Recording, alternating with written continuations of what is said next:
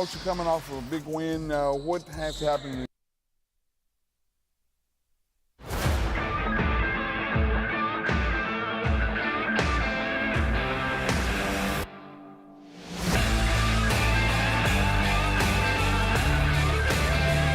You're watching BCS Under the Lights, Courtside.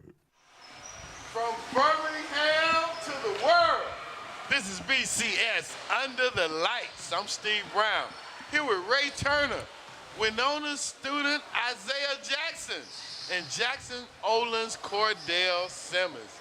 Fellas, let's get it going. We are broadcasting live from the west side of Birmingham at Jackson-Olin High School for a BCS versus BCS matchup. The Mustangs are taking on the Wenonah Dragons. Zach Sims tells us what's in store for the Lady Mustangs tonight. Coach, you're coming off of a big win. What has happened in order that you get ready for Wenonah? Well, right now we're going through some injuries, so we're trying to get some kids healthy. Just got to come out like we always do, play fundamental basketball, play aggressive basketball, just hit on our cues, and just kids do their job. What's going to be the key to get the W and keep the flow of game going? Well, Kennedy Cunningham is coming off her third double-double, so we need her to keep playing well. My guards are shooting the ball really well right now, so if we can keep that going, that combination of things going, we can be successful. We're here with senior forward Kennedy Cunningham. Kennedy, what has to happen in order that you all get the W against Wenonah? Play hard, rebound, and shoot the ball. And what do you have to do in order to get your teammates involved? Make sure I get a lot of and-ones and put the ball in the basket every time. So are you all working on anything in practice, preparing you for Yes, the sir. game? More survive plays and just working on passes and shooting. I'm Zach Sims, BCS Media. My man Ray, what will it take for the Lady Mustangs to survive the Lady Dragons tonight? Well, Coach Dorsey has got a big problem tonight. He got to make up his mind whether he want to press Wenonah or not press. However, I want to tell him not to press because when you press Franklin, it's called the get back pass. She's going to give it to somebody, then she want it back. When she get it back, she going to the goal one-on-one because you were big back there trying to block the shot. But 99.9% Franklin's going to win that race. So I prefer 5 people waiting on her than 1. All right, young fella, talk to me. What does J.O. have to do tonight to be a formidable opponent for the Wenonah Dragons? Really just go out, play defense, play confidence, and just play harder. Absolutely. You touched on something, playing with defense and playing with confidence because they're playing against a ranked opponent. They're in the top 10, number 5 in the 5A rankings for the girls. Talk to me, man. What does J.O. have to do? Probably have to stop Samarian Franken for real. And if they can't stop her, it's gonna be a long night. But if they do manage to keep her contained, she's gonna find some other way to give it the ball to the bigs, or her wings will make shots. But one thing for sure, she's gonna make an impact in that game. I can tell that you've done your homework, young fella, because you're absolutely right. Miss Franklin is the X factor. If they cannot stop her from scoring, and as you alluded to, even if they stop her at scoring, they got to stop her from being a playmaker because she is an impactful player all across the court, Ray. Yeah, and what happens is Jackson-Olin got to go inside to Cunningham. If they can, she's been playing good. Her last 3 or 4 games, she's been averaging like 18 or 19 points and like 12 rebounds. So she's going to be the it factor for Jackson-Olin. All right, well, Tommy Palladino has a report for us to tell us how the Lady Dragons plan to take on the Lady Mustangs. And that's what we'll break up when we come back. Let's see what Tommy has to say. All right, guys, thanks. I'm here with Wenonah's three sports stars, Samarian Franklin, but we're talking about basketball today. You told me you guys are heading to Georgia for a tournament after this, after Christmas. How are you guys going to stay focused on this game of a team that you've already beaten before?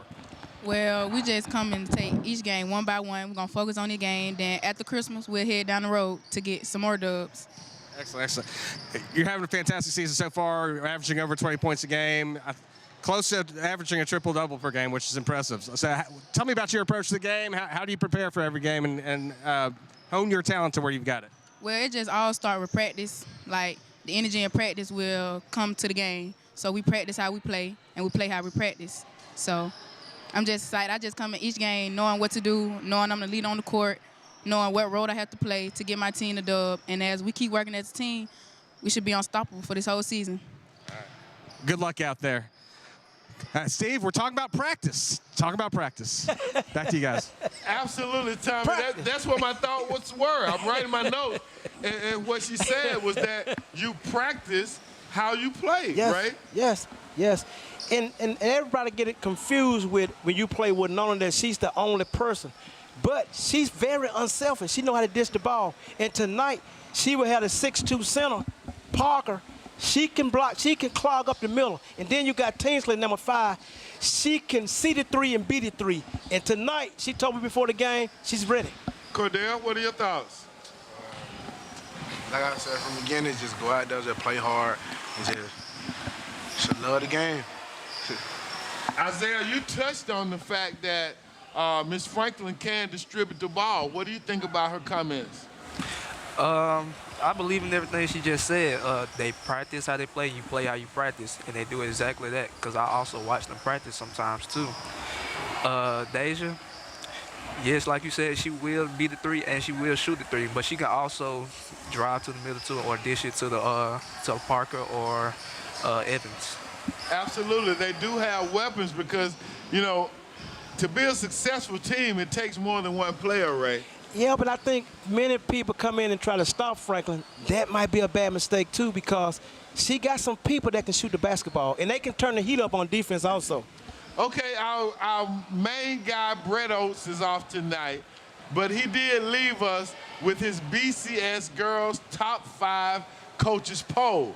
Let's see who are the top-ranked girls teams in the BCS. Remaining in the top spot are the 16-3 Wenonah Lady Dragons, as they have pressed their way into a 1-0 5A regional record. Rolling into the number 2 slot are the 11-3 Ramsey Rams. As a team, they are now starting to gel.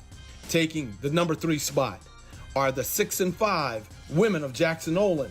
In at number 4 are the Vikings of Huffman, showing a 3-8 record. Coming in at number 5 are the 3-4 Lady Rams of Carver, who put in work down in the paint for offensive and defensive rebounds.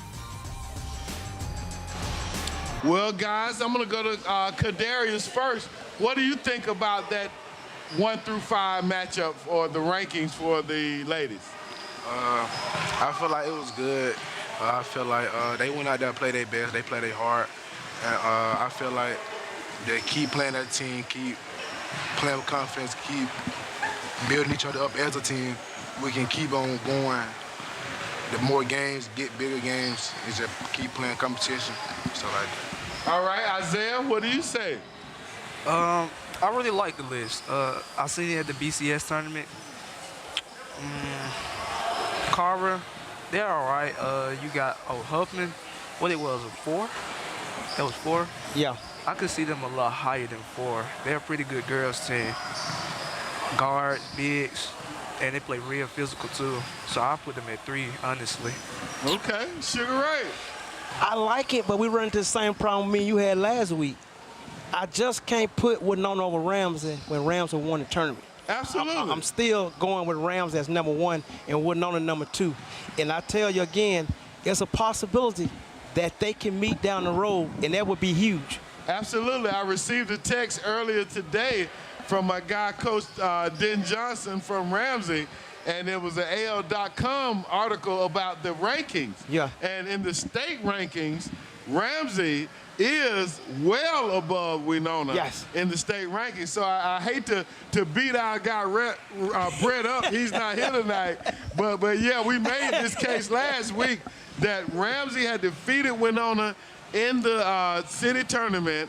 and they certainly deserve to be ranked higher. And I stand by that with you, Ray, tonight, that Ramsey really should be the #1 team, and the state rankings certainly reflect that. Yeah, Rams at #2, and then Wenonah Cummins at #5. But you remember, we just was a shot away. So they are very equal, and I can't wait to see them play again. Absolutely. It's going to be great basketball. Where Ray Turner's podcast is, you can find it, because he will further the conversations that we have right here. We can find Ray's podcast on Facebook by searching Cray, K-R-A-Y, RFSS, Sports Podcast. You see it right there on your screen. Well, Jackson-Olin's varsity boys head coach says he is seeing improvements in his winless team, Kadarius. Is it enough, I should say, to beat the Dragons tonight? We'll chat about that when we come back. This is BCS, courtside from Birmingham to the world. We'll be right back. Stay in the know with Birmingham City Schools. Download our brand new BCS mobile app in Google Play or the App Store. Hello, I'm Chef Lavita Sims, the culinary arts instructor here at PD Jackson-Olin High School. I teach culinary arts, hospitality, and tourism. In my class, my students learn about the front and the back of house of the culinary industry.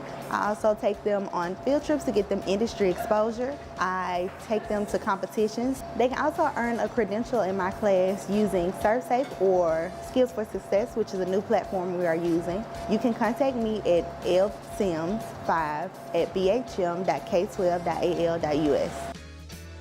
You're watching BCS Under the Lights with Steve Brown, Brett Oakes, Ray Turner, Keith Mims, Zach Sims, and Tommy Palladino. Our team is always ready. BCS Under the Lights, courtside. Yeah, they got a nice little bumper music there. It's good, isn't it, Ray? Yes, sir. I believe that's DJ Fred Fluker on the wheels of steel right there. Well, welcome back to BCS Under the Lights. From Birmingham to the world is how we do it. Let's check in again with Zach Sims, alumni of Parker High School state champions, to see how J.O.'s varsity boys basketball team plan to secure a win tonight. We're Coach Fagan of the Jackson-Olin boys basketball team. Coach, you face Wenonah, and you're about to face them again. What has to happen in order that you get the W? We got to handle the pressure. Meaning not turn the ball over. We got to execute on offense. We got to rebound, and we got to hit layups. And we working, trying to get better. Right now, our records say that we're not a really good team, but I see the improvement.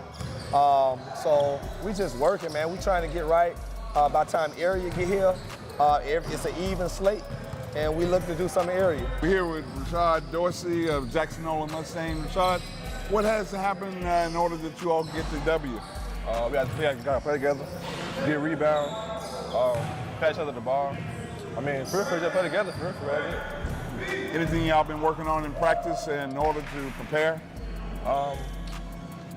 Really just teamwork. I'm Zach Sims, BCS Media.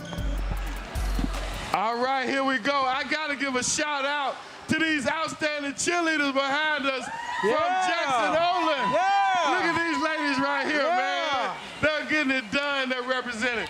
Ray, do you see Jackson-Olin boys, I'm going to go off script, having a chance tonight? Well, anytime you throw the ball up and tip it off, you got a chance. What Jackson-Olin want to do, they want to make something happen and get the crowd involved. If they can do that and Dorsey can knock down some shots along with Bell, they got a good chance. But Wenonah can feed you any kind of way you want it. They can go tall, they can go half tall, or they can just go small. So it's gonna be very interesting to see how Jackson-Olin try to defend them. And Wenonah is long and lanky. But anytime you throw the ball up, Steve, you got a chance of winning. And Wenonah is highly ranked in the 5A rankings for boys. They're number two. Yes, Ramsey number 2 is number 1. Kadarius, talk to us about what the Mustangs gonna bring, homie. I feel like we're going to go out there, just play hard. I feel like we're going to play good. Like Rashad said, just play with confidence, just pass the ball, share the ball, hold each other accountable, believe in us. Just play hard. Just believe in it, believe in our team. There you go. Now, Isaiah, I had said this before now, but I grew up in Wenonah. and I went to Ramsey, baby.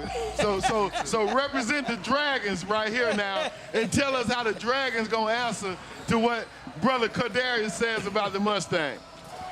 Really with us, we've been really on the roll lately. Our issue at the beginning of the season was we didn't really buy in together as a team. We was kind of struggling, but on the road and lately we've just been bonding and we've been really buying in. Hence, that's why we've been on this streak. And I just feel like there's nothing stopping our momentum, especially when we play how we play and we play as ourselves and together. We are a very hard team to beat. Let's talk about Coach Lane. How do the students see Coach Lane around the campus, man? I mean, this guy's coaching a state champion girls flag football team and basketball. We see Coach Lane. Like other students see Coach Lane, we just be like, that's a nice, good coach. Like, he's coaching flag football, and they just won state, made history, and he's also made history in Wenonah basketball too, with boys and also in college and stuff too. So like having a coach like that, coaching you and multiple sports too, is just like, it feels different and it feels good too though. Thank you, Isaiah. Well, it's time for the boys' BCS Top 5 basketball poll. Let's see what Brett left us for the boys. Still in the top spot are the 13-3 Vikings of Huffman, with the work of their big front crashing the boards and their stifling style of full court press. This helps lead to points. Also, staying in at number 2 are the 10-5 Rams of Ramsey, who are 1-0 in 5A regional play. They can shoot from long distance. Taking the number 3 spot are the 9-6 Dragons of Wenonah. The Dragons also sport a 1-0 5A regional record. Posting up at number 4 are the 6-6 Colonels of Woodlawn. Their front court has good ball handling skills, and also with their tough front line court, this makes for a great combination. Finger rolling their way into number 5 are the 7-4 Rams of Carver. The Rams' fast pace can wear down an opponent if they are not in for that type of style of play.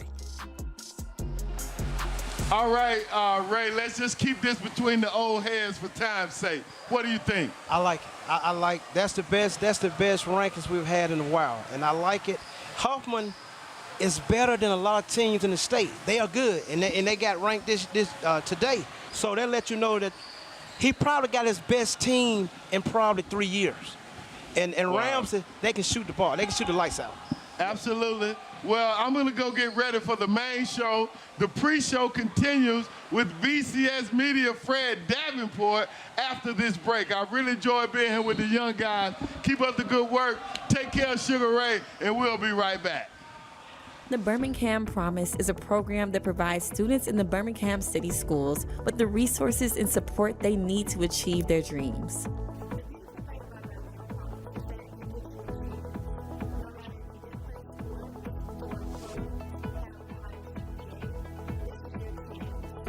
Through partnerships with local colleges and universities, the Birmingham Promise offers students the opportunity to pursue higher education tuition-free. The Birmingham Promise offers students access to mentors, internships, and career development resources that chart a path to success. Birmingham Promise has kept her from having to worry about the financial part of going to college. That way she can focus more on school, on her grades, and achieving her degree. And this promise is not just for a select few. It is for every student in the Birmingham City Schools. Through the Birmingham Promise, students are given the tools they need to succeed in college and beyond. They are prepared for the workforce, and they are equipped with skills and knowledge to make a positive impact on their communities.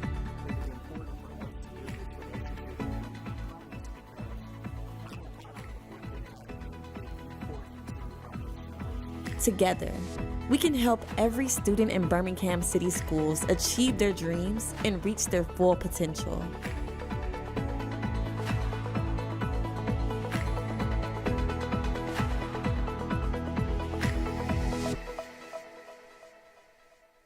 Hello, my name is Captain Harold Watson, and I am the fire science instructor here at the Wenonah High School. Our fire science program prepares our students for employment within the fire service, gaining such skills as employability skills, search and rescue skills, and they also get prepared to work in the fire service, and they can also be certified in first aid, CPR, and AED. For more information, you can contact me at hwatson.bhm.k12.al.us. You're watching BCS Under the Lights, Courtside. Welcome back to BCS Under the Lights. I'm Fred Davenport here in our studios at Phillips Academy. Jackson-Olin boys track team has already qualified for the state meet in February. I had an opportunity to catch up with the team and talk about their success on the track and how they're getting ready for the state meet.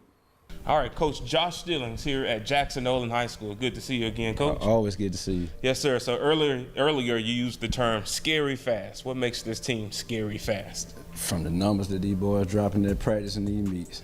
We just qualified this past Saturday for the 4x2 and the 4x4 for the state meet.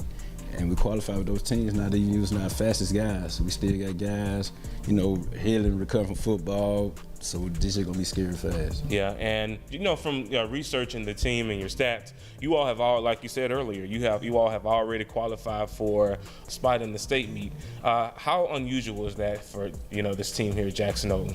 Well, for us, it's very unusual. We usually qualify towards. We have a meet later in January. They call it the last chance. We usually kind of hit our peak around that area, but this year the scary fast team, we peaked early.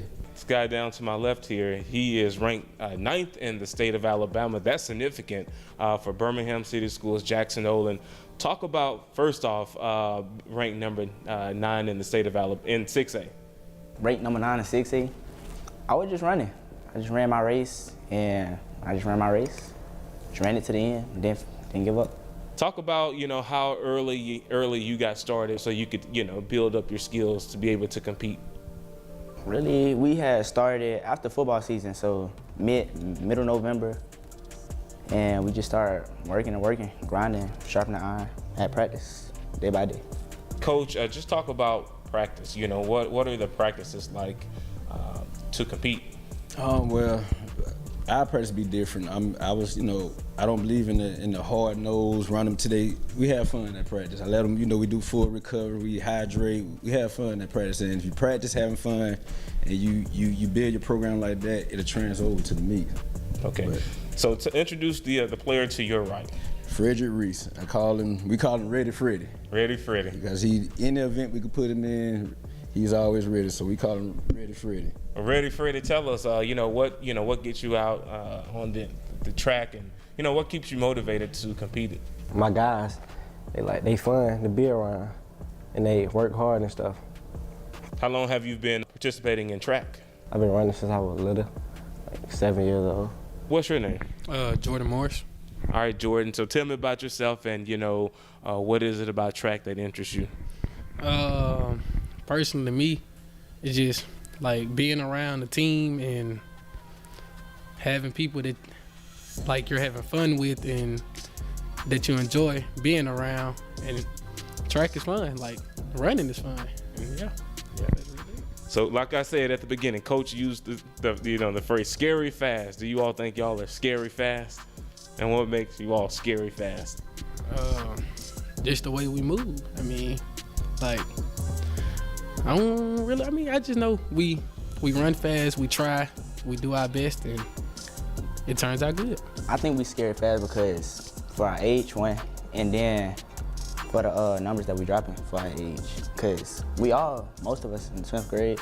So, Coach, you'll have that. That's what I'm saying. Scary fast. Scary fast, Nope. 10th grade. I have my guys, not a senior.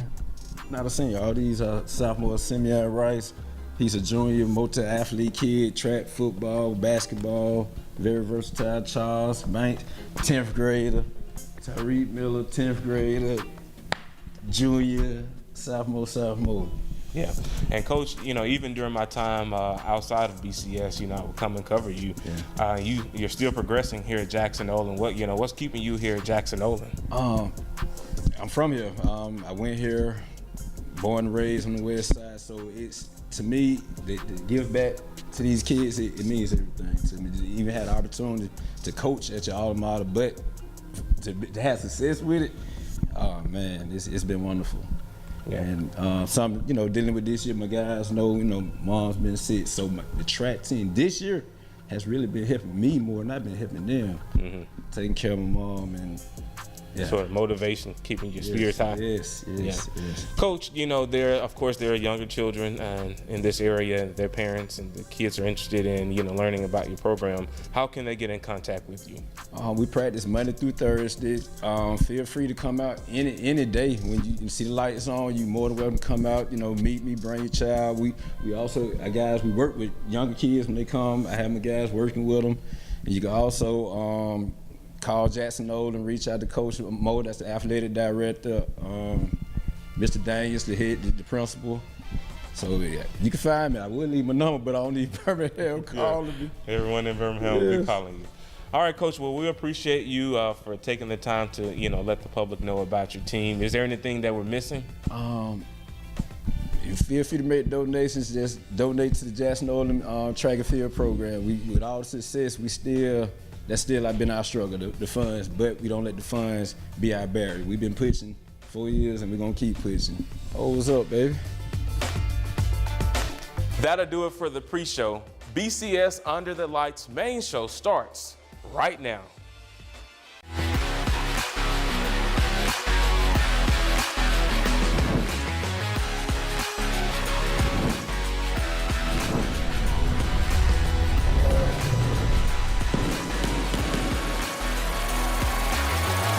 BCS Under the Lights. Courtside Edition. From Birmingham to the world, this is BCS Under the Lights. Courtside Edition, here from PD Jackson-Olin High School. I'm your host, Steve Brown, here with my man, Ray Turner, Sugar Ray as I call him, and my man from high school, 1982, Ramsey alum, John Morgan. What's up, We are ready to get it on right now. We got Wenonah High School visiting the Jackson-Olin Mustangs.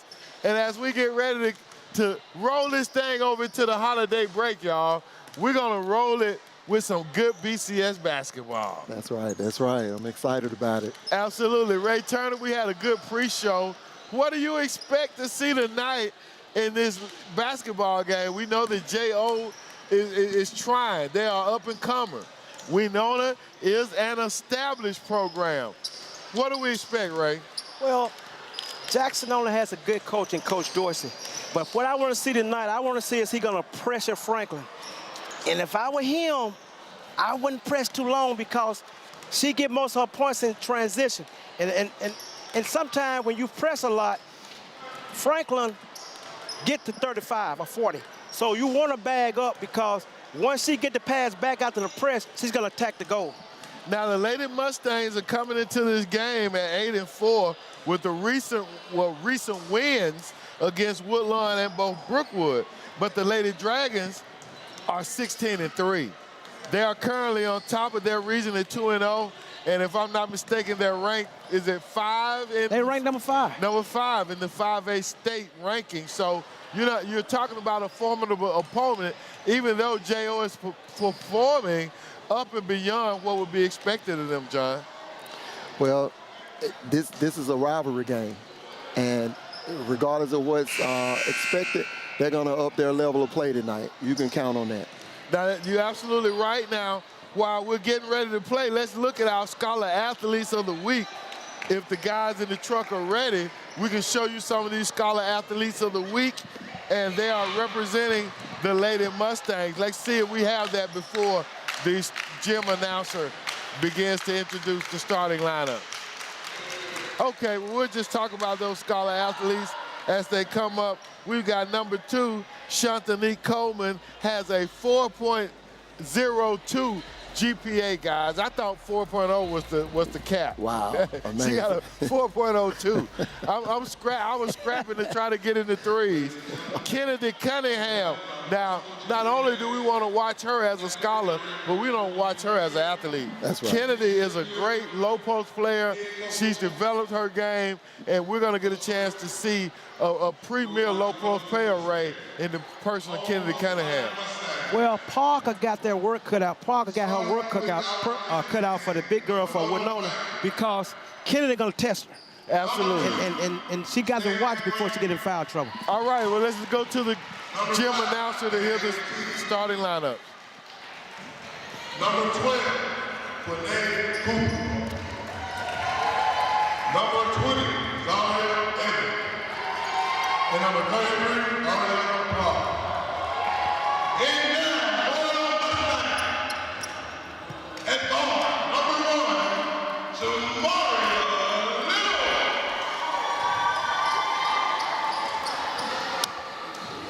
At forward, number 3, Jamaria Mitchell. At guard, number 5, Trinity Rowe.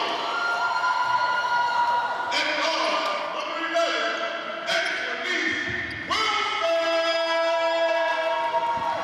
And at forward, number 23, Kennedy Cunningham. One question, head coach. Assistant coach there now. Now, I'm going to tell you, I mentioned our girl, number 23, Kennedy Cunningham, but you better watch also Anthony Wilson. She has an ability to make a difference in this game as well for Jackson-Olin. We know that Wenonah has a lethal 2-3 player combination as well, but we're going to see some great basketball tonight. Now, every three-pointer that you see is sponsored by Holt AV. They're our three-point sponsor, and our timeouts are sponsored by James W. Brown of the Aflac Agency. You know, Ray, I got to tell you, man, I'm a little disappointed. After the last game we did here, the first game, I was all hype about getting to Green Acres, and man, they were closed because the game went on so long. Yeah. I went home hungry with a watery mouth. I said the same thing tonight. I hope Green Acres is open when we're done with the game tonight. So J.O. gets the tip. They launch a three. No. Kennedy Cunningham with the rebound. She goes up, it's deflected. They kick it out outside. A 2. Yes, for J.O. That was number 3. Charity Thomas for 2. Wenonah gets it down quickly. That's a good sign when Tisha can get off to a good start. She's going to help Wenonah. Absolutely, for 2. Wenonah the full court pressure. And they got to travel. Steve, I see they made a lineup change. Wenonah used to be small. They're going big with Evans and Parker. You know, when you run that full court pressure, you want to get a turnover or a hasty move. They got the hasty move, but now J.O. gets it back. That almost looked like a backcourt right there. Kennedy tussles it away, and the possession will go to the Lady Dragons. Trying to find my Wenonah roster here. As they bring it up, Tinsley, Franklin goes down on the low post. Back to Tinsley.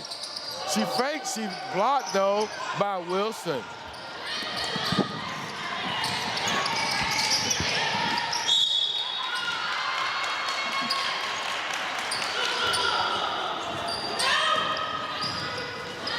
We got a foul called on the play with 6 minutes and 34 seconds remaining in the first quarter. Wilson inbounding the ball for Jackson-Olin.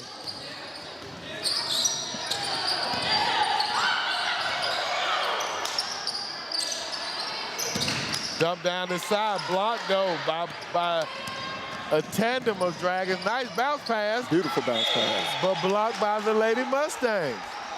Scored 92. John, they looking like battling in the paint back in the day. Parker, let's look at Parker and Cunningham. They're battling down low. They are. They're getting at it. And what's going to happen is we're going to see nice. We're going to see the strength. It's going to wear one or the other down during the course of this game. You're right.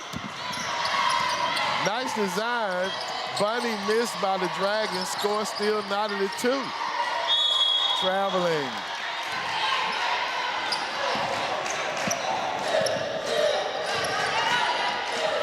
I'm still locked in on that bounce pass that Franklin just made in traffic.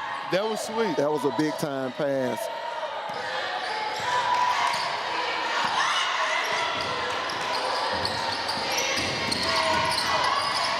Oh. Tinsley. No.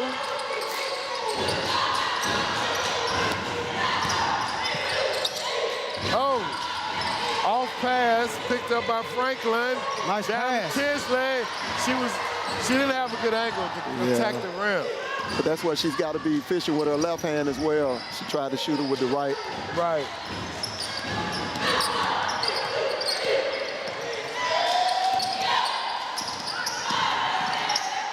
Nice stop and pop, but she missed it. Timeout. This is an Aflac timeout. Is it a full or a 30? They haven't signaled yet. It is a 30 timeout. With 5 minutes and 15 seconds to go in the first quarter. 2-2 is the score. This is BCS Under the Lights, courtside.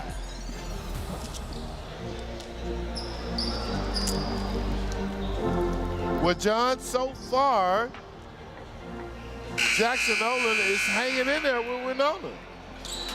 Yeah, it's early, though. It is early. We've seen a lot of these games where it was close early, and then it got broken wide open. Absolutely. Sugar Ray, I love the gold uniforms of Wenonah. Oh, yeah. Something about that yellow gold just resonates on the basketball court. Yeah, that's right. As kids say now, those some fire jerseys. Those jerseys are fire. Yeah. And I think they finna turn up the heat, Steve, because they just brought Williams in for Wenonah. So they're going back a little small, so they're gonna turn up the heat in the second too. And Williams is normally a starter as she launches a 3 a little deep. But she's definitely gonna turn up the defense. The wide receiver on the flag football team. Franklin, her partner, the quarterback.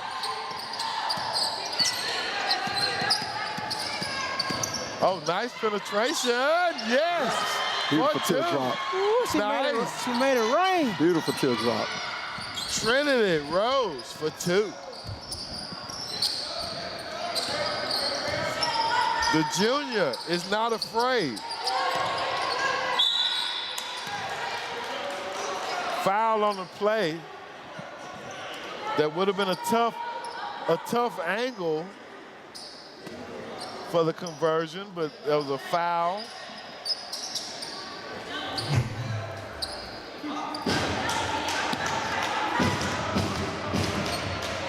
Steve, a lot of times we talk about the history of basketball here in the city of Birmingham and the greatest players. I tell you what, Ray can tell you that one of the greatest players was a girl that came out of Carver High School, Tina Hutchinson. Tina Hutchinson. Probably the GOAT. I remember those teams. And see, I had her on my podcast, and see, many people didn't know she was from Birmingham. You know, she went to a camp, and they came and got her. They came and got her. She moved out of Chicago. That's right, Yeah. Wow. And she was the #1 ranked player in the country in 1983. In the country, sure was, yeah. Tina Hutchinson. Yes, sir. Hutchinson. Wow. We're gonna get to her, Steve. Okay. Missed layup attempt. Franklin now leading the break. She stops, she pops. No. Rebound. Jackson-Olin. Charity Thomas. Up the, they called the travel on our girl Kennedy.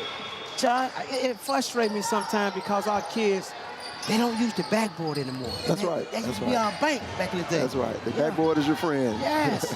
And we don't hardly see it now. The guy from Conklin, Peanut, he uses it a lot. That's right. And he got good mid-range. That's right. They got to be taught that, fellas. Yeah. I mean, with all due respect to the coaches, if the players don't know, if you don't tell them about the top corner of the square. Yeah. On their side of the goal. Hey, and as we know, Coach Scoggins, Coach Jefferson, what part of teaching is, if you don't do it like I say, come over here and sit next to me. Hey, John, That's a good point. Last week, Ray, what game was that? As we see the three-point launch, no. But a rebound by J.O. Shamaria Little. Hoping in Shades Valley last week. We were doing hustling in Shades Valley. And I was sitting there, John. Peanut came down for Huffman. And he got across half court, and he looked up, and he went between his legs. And at that moment in my mind, I didn't say it on the air, but I said, Coach Scoggins would have took him out of the game for that. That's right, exactly. Just for simply going through his legs. That's right. For no apparent reason. As we see Wenonah going to the basket and there's a foul call.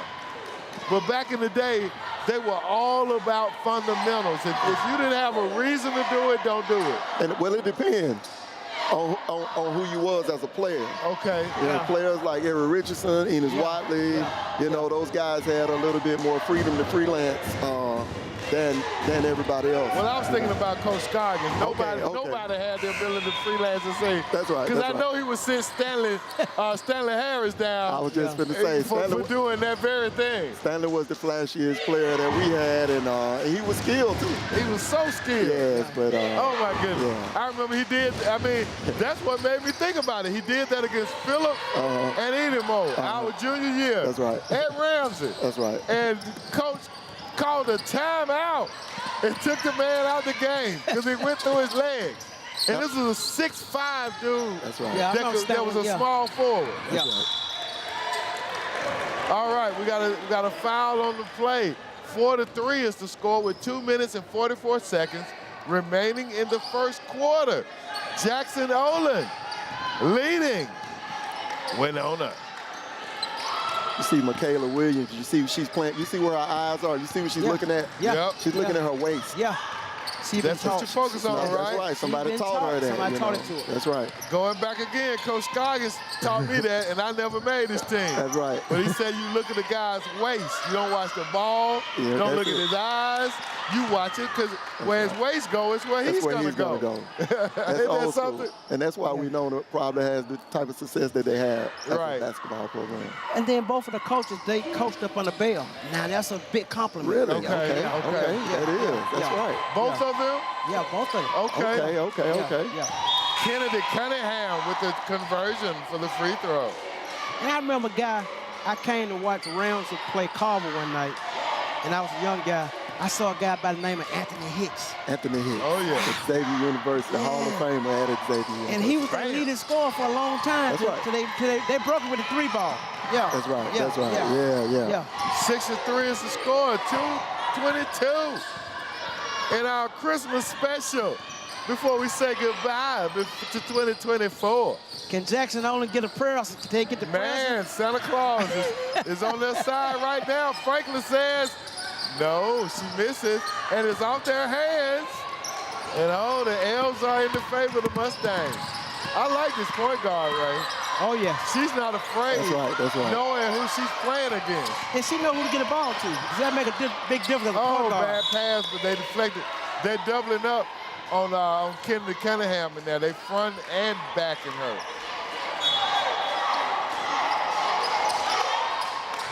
$150 in the first quarter. Merry Christmas to everybody out there in the BCS and across the world, bringing you basketball from our wonderful scholar athletes. Kennedy Cunningham misses. And then she commits a foul. That foul. No, Kennedy. Frustration foul. John, they bowling. Remind me of Fair Park. Okay, we said that was a frustration foul, right? Yes. Fatigue is setting in, too. Yeah. We talked about the conditioning now. Yeah.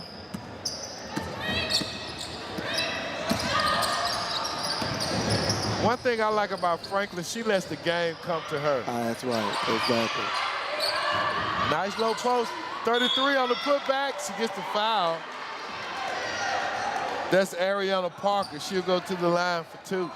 And Ariana invited the contact just then. She didn't did. just arbitrarily throw it up, you know. And if is that foul on Cunningham? If it is, that's a second, right?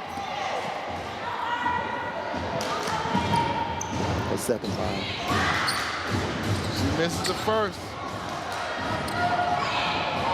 Tough situation for the Mustangs. They got 3 on the bench.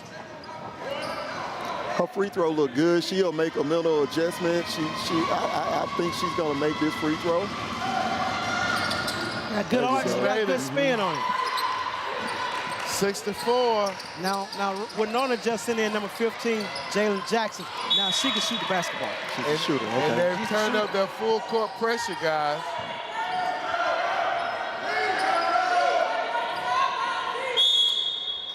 Timeout. J.O. 1 minute and 15 seconds remaining in the first quarter. J.O. with a 6-4 lead over the visiting Wenonah Lady Dragons. Coach called a timeout immediately when he saw that full court man-to-man press. Right, because that could be a game changer. It is, yeah. That would shift more to the other side with, almost with no hesitation. The screen, you went and rolled behind it. The girl walking up the lane, that's fine. So if she walks up the lane and she's walking up, you got to go up her, speed and step in front of her. All right, stop. Don't try to go. Y'all got to be strong. Here we go. Pick it up. 1, 2, 3. Pick it up. In the huddle look last week, getting an inside look at the Huffman huddle. Now you see an inside look at the Wenonah huddle right there, Coach Moore. And she, what she said, but just what you talking about, they battling. You got to get strong. That means she don't want the girl to touch the basketball down there. Oh, she forced Kennedy all by herself. Missed the bunny. Too wide open. Yeah, she missed the bunny on that one. Oh, my goodness. Franklin, she didn't miss it. Coast to coast. 6-6. J.O. must take advantage of every opportunity.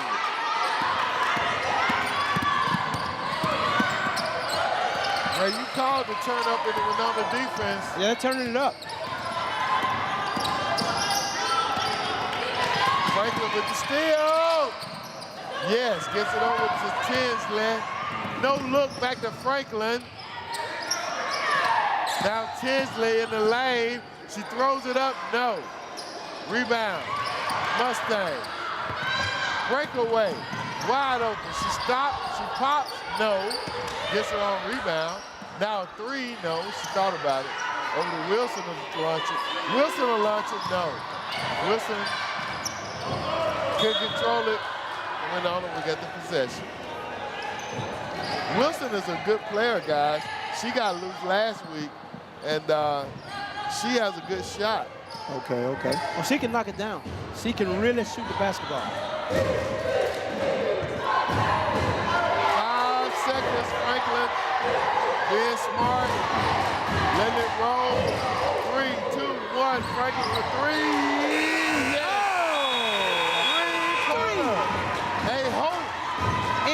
In Alabama. Corner. Yeah. To give the Dragons a 9-6 lead going into the second quarter. Wow. Again, that young lady lets the game come to her, fellas. But did you notice the defensive player let her have that shot? Let her have it. She saw her eyeing it, lining it up, and let her have it. Got to be more careful. Yeah, man, they gave it up. I'm sure the coach is screaming as muffled as he can be right now. Our guys over in the huddle. Let's see what they got going in jail huddle. Reacting to getting back on defense. We got to do a way better job. But do you know we're supposed to go on Spain? We coming to the right side. Go ahead and set the screen, get it going. Ken, let's go. Hey, look for Kennedy. When you're on the wing, you're not looking. You got to stay up on Sam. When she said that screen, you got to sprint up there. You got to. Mustangs did a great job in that first quarter. They just got loose down to the end. They got a little discipline there. That's right. So let's see if that changes the momentum and impacts the remainder of the game. Franklin drives, no. Gets her own rebound, no. Tinsley to Franklin. Shoots a three, no. Rebound, yes. Ariana Parker. Parker's dominating on the inside. I think Parker be around the player back in the day. That makes it 11 to 6. Kind of player. Yes, for sure. Jail off and running. Wilson sizes it up.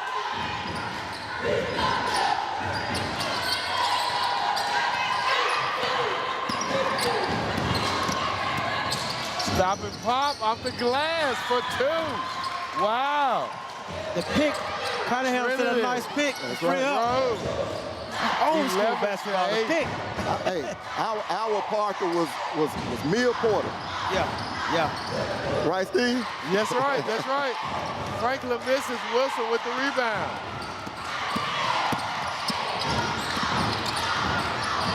Nice look, drive, pivot, block. Franklin off and running. Tip, back to Franklin.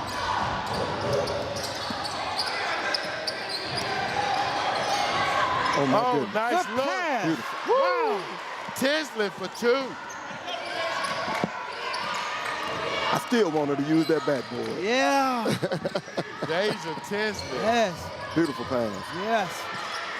13-8 is the score. In favor of Wenonah.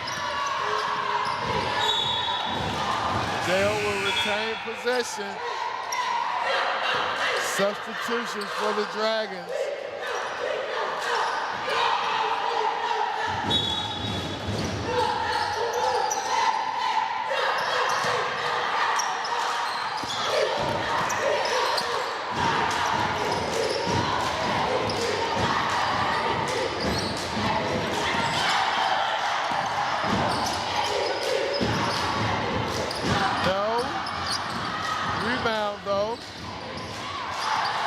Jail backs it out.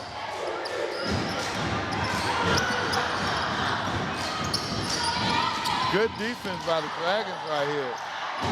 5:40 remaining in the second quarter. 13-8, Wenonah with the lead. Jail started strong, but Wenonah surged. We got a foul on Wenonah. Guys, what do you guys think about this? We know that the game has changed drastically over the years. It's become more of a perimeter-oriented game, or more a ball handler's game. Some of the players in today's game with the height limitations, they wouldn't a lot of times even get a chance to try out for a team. Absolutely. When height mattered. That's right. Yeah. But now with the advent of the three-pointer and the ball handling skills, you know, everybody has got an opportunity now. And I like that, yeah.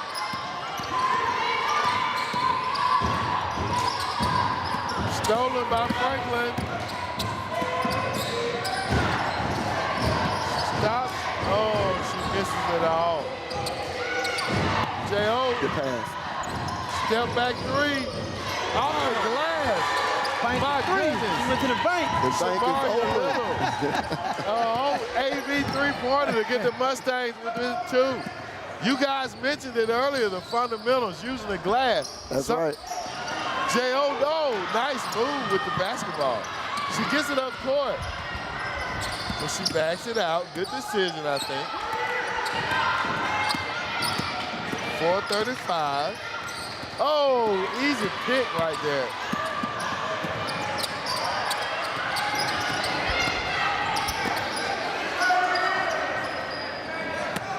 Franklin, the floor general for the Dragons. 3, no, air ball.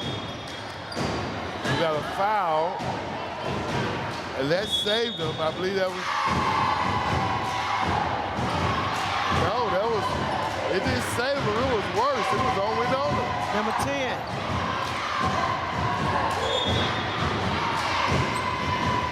.4:14 to go in the first half. Wenonah hanging on to a 2-point lead.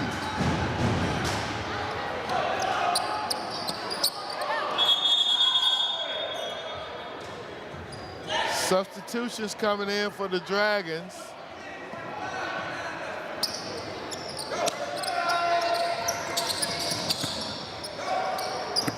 They get it in, get it across. She's gonna try to go all the way. No, she passes it out.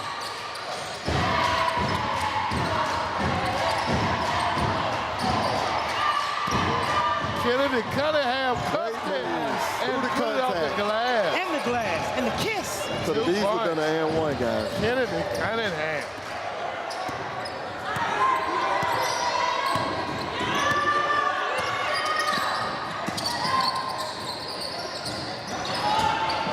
Wenonah moving the ball inside. Cunningham can't get a foul here. She's boxing out. And J.O. gets the rebound. They're off and running. She goes, she stops, she hits. Shamaria Little for two. Gives the homestanding Mustangs a 2-point lead. Steve, what happened with Wenonah, they're not talking because if one guard shoot, the other one got to get back in transition. Absolutely. That's right. J.O. in the house. Tinsley. Off the glass. 6 points for Tinsley to tie the game. We got a game, y'all.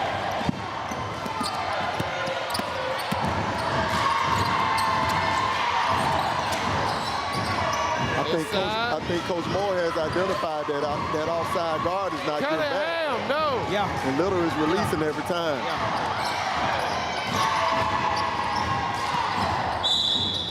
Contact.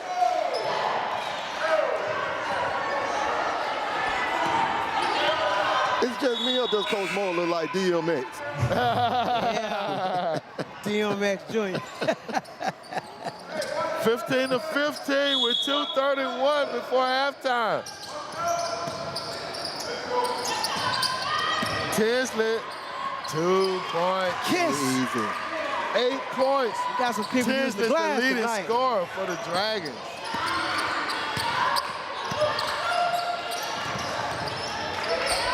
Long three-pointer, no. Foul. That'll be on number 3, Charity Thomas. 2:12 remaining in the first half. She shot that one kind of quick. Coach pulled her out the game and talked to her. They need somebody in the game. Okay, they got 5. They got confidence they can play with Wenonah tonight. They got some confidence. 2-point lead for the Dragons with the ball. Inside. No, deflected. Williams gathered it in. No. Wilson with the rebound. If Wilson gets on track, the Dragons may be in trouble. She hasn't really come out in this game. Oh, she's going to the basket. Oh, it's too hard, though. Tinsley with the rebound. Little has a strong right hand. She shies away from the left side, but Franklin misses the layup. She hasn't been able to get loose. Short jumper misses again. J.O. off and running. Tinsley, she kicks it out. Tinsley was defending, John. Double team. Another trap. Timeout.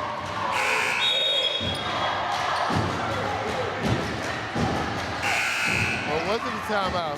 Wasn't a timeout. I don't know what he called there. what was the call? I don't know. But they let the substitutions come in. J.O. keeps the ball. 1 minute, 5 seconds remaining before halftime. Looks like J.O. is going to try to ice it for one shot. Cooper did a good job of funneling her to the one side of the floor just then. Wilson, go to the basket, girl. Timeout, J.O. It's a good timeout. And she's got to be coached. She's got to do the coaches say. If they give you a free pass to the basket, I say take 2 points. Yes. All right, we're going to go jump over. The guys are running over into the Wenonah huddle. Let's see what they got over there. Give me that board. They ain't man. We're going to run fist. Run fist. Do your job. Do your job. This person go through, set a back pick right here. This post player right here, you're going to screen for the shorty with the ball right here. You set a backdoor screen, roll to the basket. It's going to be wide open for the lob. All right, here we go. Let's go. Pick it up. She said wide open for the lob. Exactly. That's a coach knowing that when you design it right, all it takes is execution. That's right. And that's what I want to see after a timeout. I mean, the coach should be able to diagram up a play that's going to lead to points.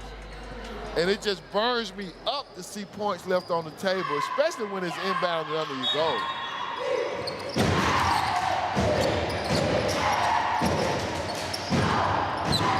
Now, J.O. is going to try to ice it, not to give Wenonah that chance. Oh, she throws. She got to use it, too, to tie it up. Right. That was Trinity Rose, 6 points. 30 seconds for the Dragons. They going straight for points. Good pass. 2 points. Good nice. pass. Ariana Parker for 2. She's got 5. She got good soft hands, too. She does. Nice ball handling by the point guard for J.O. against pressure. What we got there? Offensive foul. What? I missed that. I didn't see it. I think it was a moving pick. So Wenonah gets it, and nobody's arguing on the J.O. side. So 9.6 seconds. If you Wenonah, if you Jackson-Olin, you know who's going to get the basketball. You know who's going to take this last shot. And she's smart with it. Now they pick it up. She went on to the basket. 2 points, Franklin. Too easy. Now J.O. gets it back, and time is out. So at halftime, Wenonah 21, J.O. 17. Guys, what an exciting first half. I mean, I honestly would have thought Wenonah would have had a larger lead by now. Well, a lot of Wenonah games be close, but it's a couple key rebounds, a couple easy shots. We just got to be a little bit more disciplined, and we got to do a better job rebounding, pushing the ball, and running our gaps.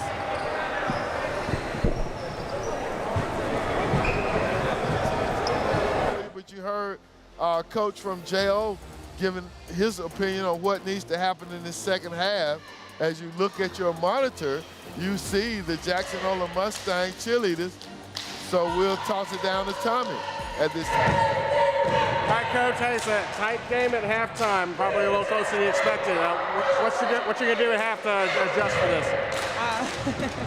We're gonna come out playing with more energy. We're just playing really down right now. We gotta get more energy out here tonight. But you'll see a different team second half. Well, you do have the lead. Anything you like about the first half there? We're just not doing a good job of execution. We're not doing a good job of execution at all. So come back out, like I said, be a good team. Thank you, guys. Thank you, Tommy. I like what Coach Moore said. She said, we're going to see a different team in the second half. That tells me that she has a lot to say and a lot to draw up in this timeout for halftime. Well, Ray, let's take a break. I don't know if the guys in the truck have some special spots lined up for us. The score is 21-17. The visiting Wenonah Dragons are in the lead. This is BCS Courtside Edition. We'll be back after the break. As far as Birmingham restaurants are concerned, Green Acres is iconic. Charles Grattan opened the first location in 1958 across the street from the 16th Street Baptist Church. Green Acres is now run by his son, Greg Grattan, and includes the downtown location at 1705 4th Avenue North and the Ensley store, which opened in 1994 just down the street from Jackson-Olin. Green Acres is famous for its fried chicken wings, and the wings come whole at Green Acres, drum, flat, and tip. In fact, the Steve Harvey Morning Show awarded Green Acres with the Hoodie Award for the country's best fried chicken place in 2007. But there's more than just wings on the menu, including breakfast sandwiches and burgers, fish and pork chops, chicken gizzards and livers, and more. And we're here at the legendary Green Acres with the owner, Greg Grattan. Greg, how you doing today? I'm doing wonderful. How are you doing? Not bad, not bad. Well, tell us, what makes Green Acres so special? Well, it's the way we prepare the food, and the taste has been around since 1958. So what do you have for us here to taste? We have a manager special. That's 5 wings, french fries, and fried green tomatoes. Excellent, excellent. Well, I'm gonna take a bite of one of these here. And the special sauce is all the way.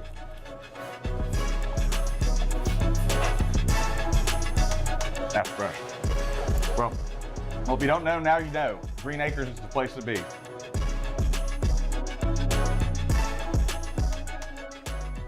Success starts in Birmingham City Schools. Teachers, preachers, professors, college presidents, CEOs, chefs, and welders, business owners too. They all get their start in Birmingham City Schools. BCS offers an engaging curriculum in all grades. Pre-kindergarten to prepare our children for the future. Award-winning academies and career technical programs. Middle schools focused on career paths, and early college for scholars who want to get ahead. Go to bhamcityschools.org. Begin your road to success in BCS today. Where would we be without technology in the 21st century? For most people, the first thing they look at in the morning is their cell phone or some type of screen. You're listening to the voices of a variety of Birmingham City Schools critical thinkers. Digital technology was popularized in the 90s. Do we need another product of advanced technology? Who are now published authors. Their profound writing can be found in a new book titled Screen, Essays About Technology Culture. How does it feel to be a published author now? It feels great. I didn't think it would happen this early, but it did. Writing has always been a part of my life. I love to write, such as music, poems. It's just something that I enjoy doing. These scholars have been able to become published writers after participating in the Young Alabama Writers Project. It's a collaboration between BCS and the Connell School of Writing. Last spring, my teachers went into all of the Birmingham City Schools. Brian Connell leads the Connell School of Writing. And we asked the students to write a critical essay about technology, the role that technology plays in their lives. And that's all we really told them. And then we allowed the students to go where they wanted to go, to develop ideas and positions and opinions about what they thought about technology in their lives. Out of more than 400 plus students, we chose 30 students whose essays stood out to us as particularly profound and excellent. Animation actually dates back to the ancient times. Carver High School student Jalen Fletcher focused on the benefits of technology. I watch anime, so I've always been interested of how they create the anime people to walk or move and things of that nature. As I said, I never thought that my essay would be published in a book. Honestly, this program was really great because I hadn't written an essay out of enjoyment for so long. And I had recently dreamed of being a published author, having, something I've written be immortalized like this. It feels great because I actually didn't think that my essay would have got published, but to know that it did, I really am very thankful and proud of myself about it actually. And I want to thank Ms. Hall for helping me and Mr. Eric for also helping me. The Young Alabama's Writers Project has been working with Birmingham for a few years now, Birmingham City Schools for a few years now, and we're just so excited just to really display the talents that are in our classrooms in Birmingham City Schools throughout our school system. At the end of the recognition ceremony, the scholars signed copies of their books for faculty, staff, and relatives. I'm Fred Davenport, BCS Media. Stay in the know with Birmingham City Schools. Download our brand new BCS mobile app in Google Play or the App Store. Hi, this is Good East Birmingham, where we bring you a taste of the town. In the heart of the bustling Avondale neighborhood, you'll find an eclectic event space called Elysian Gardens. It's also the new home of Country Kitchen. The star of the show at Country Kitchen is barbecue, specifically their succulent country-style ribs. All right, and we're here with the owner of Country Kitchen, DeMarcus Rogers. How you doing? I'm doing pretty good. All right, so what do we have here? Okay, so our first dish is one that we just added actually. We have our country burger. And that's 2 patties, 2 beef patties. And what we did was we grill it, we get it real hot, and then we put cheese in between both of the patties, and then we melt the cheese inside the patties. All right? Nice. I love it, man, I'm telling you. And next right here, we have our loaded potato. Now we can do a lot of things with the potato. Today what we did with the potato was we added shrimp to it, put shredded cheese on top, put some jalapenos on there, and topped it with our barbecue sauce. I like those jalapenos. Yeah, it gives it a little bit of flavor. All right, last one. And last but not least, you have to have ribs. You have to have the ribs. Yeah. The ribs is that's the best of the best. So. Well, let's dig in. I'm Go ahead. gonna grab a rib.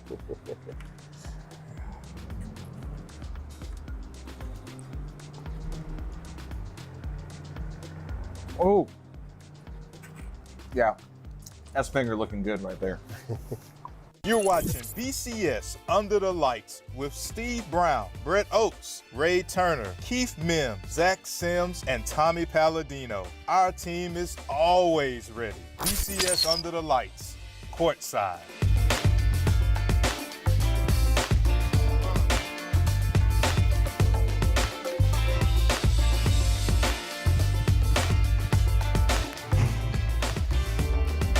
Yeah, from Birmingham to the world. This is BCS Under the Lights, Courtside Edition. We're right here at PD Jackson-Olin High School. We got a game, y'all, and I must admit, I didn't expect it to be this close. 21-17, the visiting Wenonah Dragons with a 4-point lead, and the Lady Mustangs holding their own, guys. J.O. came to play. Yeah, and the longer they stay in the game, the nervous Wenonah gonna get. That's because right. Jackson-Olin, they're 8-4, but they're not expecting to win by the naysayers. That's right. And for Wenonah, Samaria Franklin has 5 points, who you would have thought would have been leading the way, but no, not so fast, our friends, as you like to say, Ray. Deja Tinsley has 8 points, leading the Dragons. And then Ariana Parker, number 33, down low, has 5. She's made some good contributions on the low post. Now, for PD Jackson-Olin, you got Trinity Rose with 6, Shamaria Little with 5, and then you have Kennedy Cunningham, their top player, with 4. Well, I saw the assistant coach had out there explaining something. I think he was talking about the moves down low. But Jackson-Olin have got to be careful the third quarter because Wenonah usually turns up the heat in the third quarter. They're a good third quarter team. Absolutely, and before we get started, let's give a big shout out to our reigning 6A football champions, the Parker High School Thundering Herd, bringing it home for the BCS one more time. Who's going to be the next champion from our great school district? As we get ready to inbound this ball, Miss Wilson takes it out for J.O. We're looking to see her shoot some of these threes in the second half, and she tries to get it to Cunningham, but no. But Jackson-Olin gets it back. Those are just mental lapses. Even at the end of the first quarter and at halftime, J.O. had a couple of mental breakdowns. You don't let her get that shot at the end of those periods like that. That's too easy for her. Absolutely. And I don't know, John, seems like old school basketball coaching says once you get it in the lane, you don't pass it out. You go ahead and draw the foul. That's right. Or you do something with it towards the basket. But the game is transitioned now to a perimeter game. So now they're driving, and you got players that are parked outside of the three-point line right now. Just as we just saw on that play, the young lady was in there down the lane, and she kicked it out, and now there's a turnover. She's got her head up. Franklin stutter step on the floor. That ball looks, the foul, I should say, looks like it's on Trinity Rose. Inbound play under the goal. I like points here. Inside and pivot. Good They move. got him. Textbook. There it is. Textbook move. Just talked about that. You pivot and you put it off the glass. A good coach has well-designed inbound plays underneath your basket. That's just low-hanging fruit, fella.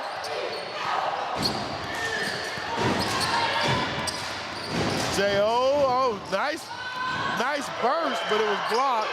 Cunningham, if she would.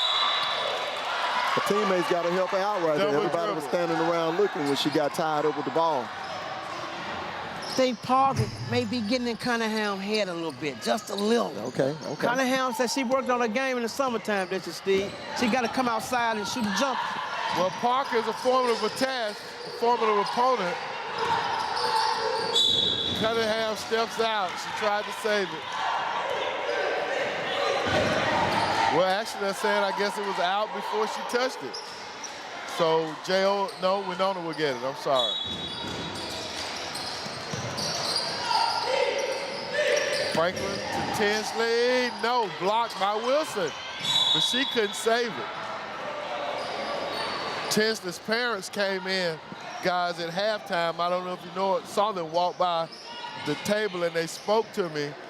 Brandon is one of my former students from Bush Middle School back in the day. Good pass. Nice pass. Oh, she couldn't convert. Got to knock it down, Parker.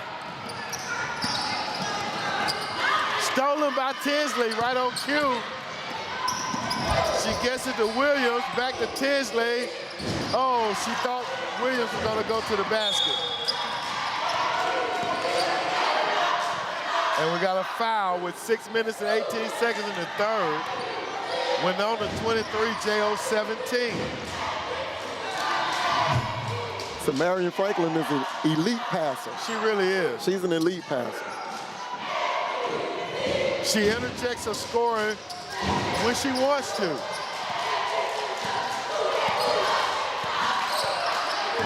Forcing it to the left. Yep. So she's picked up on it. Got to keep over there, though. Almost lost it there for J.O. Her partner Williams playing good defense. Inside the Cunningham. Foul. I think she could have got a shot off earlier, but she did draw the foul.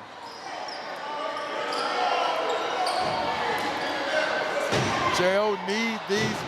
Cunningham is intense. Yes. But Cunningham got to remember she's faster than Parker. So when she put it on the ground, when she put it on the floor, she can go to the goal. She misses the first.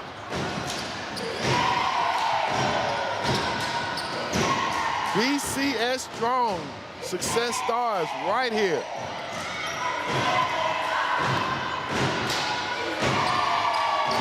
She misses them both. Parker with the rebound. Gets it to Franklin. It's Franklin time, guys. Yes. It's Franklin time. Yes. J.O. better watch out. They got to be careful. 25-17.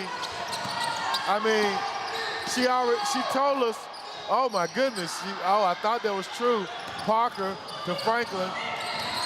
Franklin told us at our BCS Media Day that her favorite player is Kobe Bryant. Good pass. Good oh my pass. goodness. And she's playing like someone with the confidence to know she can take over a game at any moment, as are her teammates with a 10-point lead. Franklin, no.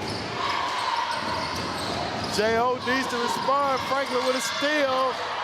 Williams with a cleanup, jump ball. Ball goes to Wenonah. Wenonah has just, well, Coach Moore told us we would see a different team in the second half. And that's what we're seeing. That's what we are seeing. Let's see, can they convert on this two-point conversion? I mean, She's already making eye contact. Yeah, inbound play up to the goal, I should say. Out to Tinsley. Long three, no. About a step out of her range, I think.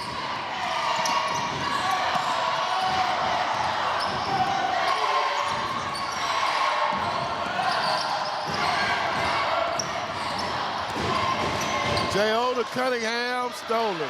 Parker, good hands. Yep, nice. Now it's time to reward her on the offensive end. And she's fouled. Good So job. Franklin will go to the line for two. I like Parker because time she get it, she's looking for the point guard. That's right. See, That's right. I like that. That's right. And that's why I said it's time to reward her now, right? Yes, It's time to feed. yes. It's time to feed her now. You know, she's been boxing out. She's been rebounding well. She's been playing good defense. It's time to reward her on the offensive end. Foul on the floor. Nice pass. No. She almost went over the back. Cunningham rakes that one down.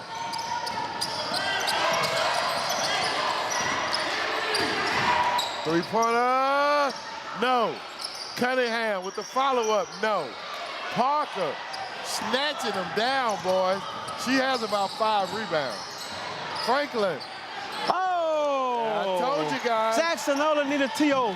They need a TO, coach. She takes her time. The girl isn't even sweating. She's strategic in what Jackson-Olin she's is doing. scoreless here in the second half, guys.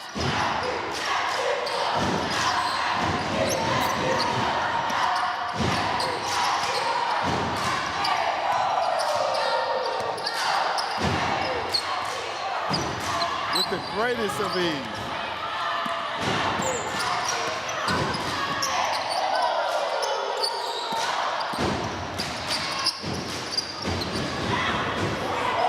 Franklin daring her to go left. Daring her. And she got a little loose there, and they call a foul on her. It's very difficult to keep a dominant hand player on one side of the floor. They have a tendency to get to the side of the floor. They were reminiscent of Clyde Drexler. Right. Yeah. And what I see at the next level, a coach is going to get down on her to play a little more gritty defense. She uses her athleticism and her smarts to get over right now. And, you know, those are the things that really tell the difference in who can transition. Because, you know, I mean, I've known Franklin since she was a third-grade ball player. And if you're not able to accept criticism, it can challenge you at the next level. That's right. That's right. But she's a phenomenal player, and you add that to her game, I can see her excelling at the next level. Cunningham, nice box out and draws the foul. 30-17, Wenonah have just cruised their way to a commanding lead. Hey Ray, Dr. Brown mentioned earlier when we was doing the scholastic young ladies about the 4.3, he was really being humble.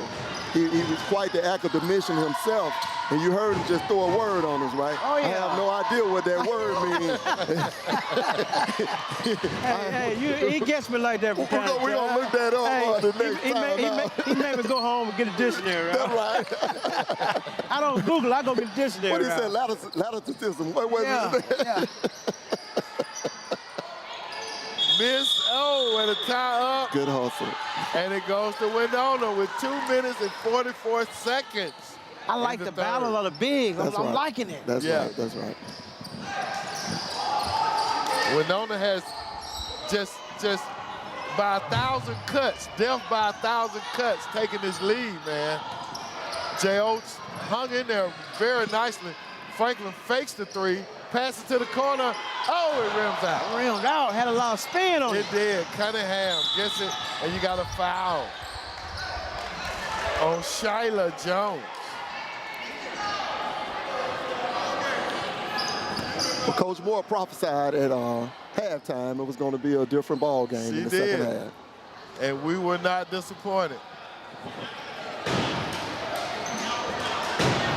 So to the line for the Mustangs, number 5, Trinity Rose.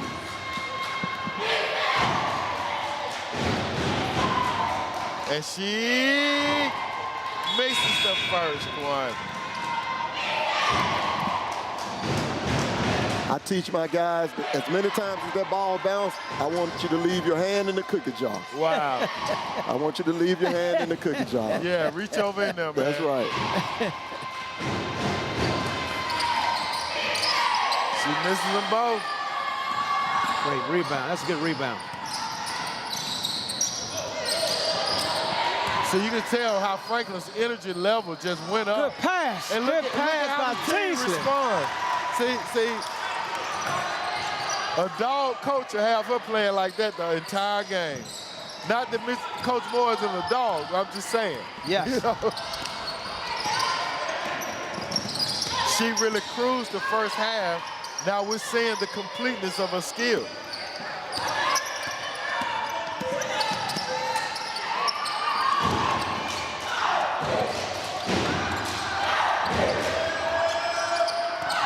.147. 2 points. Trinity Rose. She has 8. 32-19. Franklin for 3. Oh! Spring music in Israel, Alabama. Right about it. She turns it on. Wish she turns it on. 13 points for Miss Franklin. The momentum has completely shifted. Yes. Prophet Moore, the basketball prophet. She told us, and it came to pass. A different team in the second half.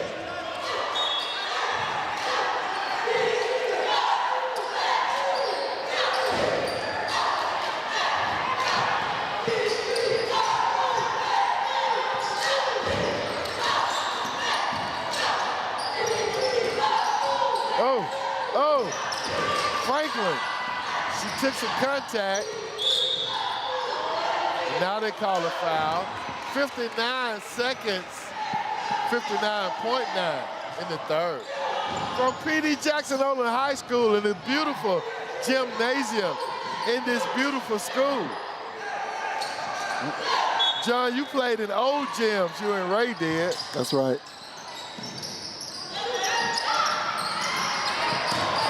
The wall was probably, what, about 3 no more than 5 feet from the inbound line. Hey, you take the ball out, they're pushing you back in. Over at Hayes High School, you take the ball out, they're pushing you back in, right? Hey, I grew up in the Avondale Projects with Hayes High School, right? So all my friends was there when we played them. Hey. So you actually played at rounds and y'all went to Hayes and played them? Oh, yeah. Yeah, we played them there a couple times. That's right. Hey, they were so close you could dap them after you made a shot. We couldn't dap. That's right. 35 to 19. Wenonah about to inbound.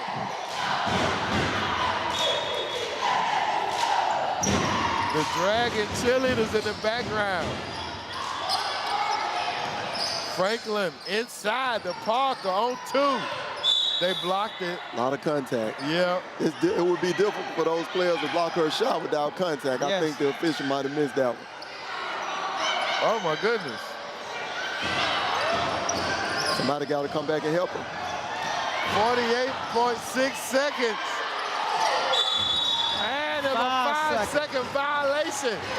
They left her there. 35 to 19 is the score, y'all. On this December the 19th, Courtside Edition. The students are out. The teachers are out. The payroll is run. Everybody's happy tonight. 38 seconds in the third. Wenonah Franklin picked up. She shoots a 3. No for Trinity Wells. And she's out 25 seconds. Mustangs with the possession. And they remain in their full court pressure.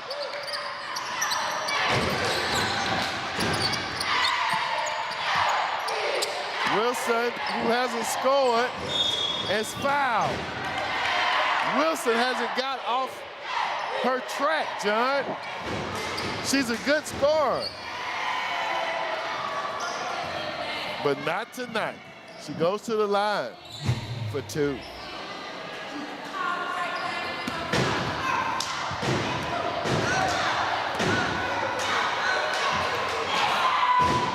And you see from that form, she can put it in.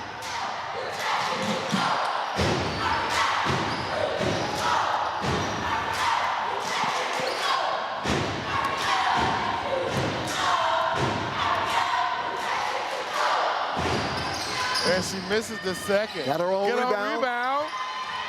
Wilson, no. And as you saw there, she shot with the left. She shot with her left hand. She can shoot with her left and her right. Good she steals it. See, when Wilson gets to work and J.O. is a different team, guys. 3.8 seconds. They get it under their goal.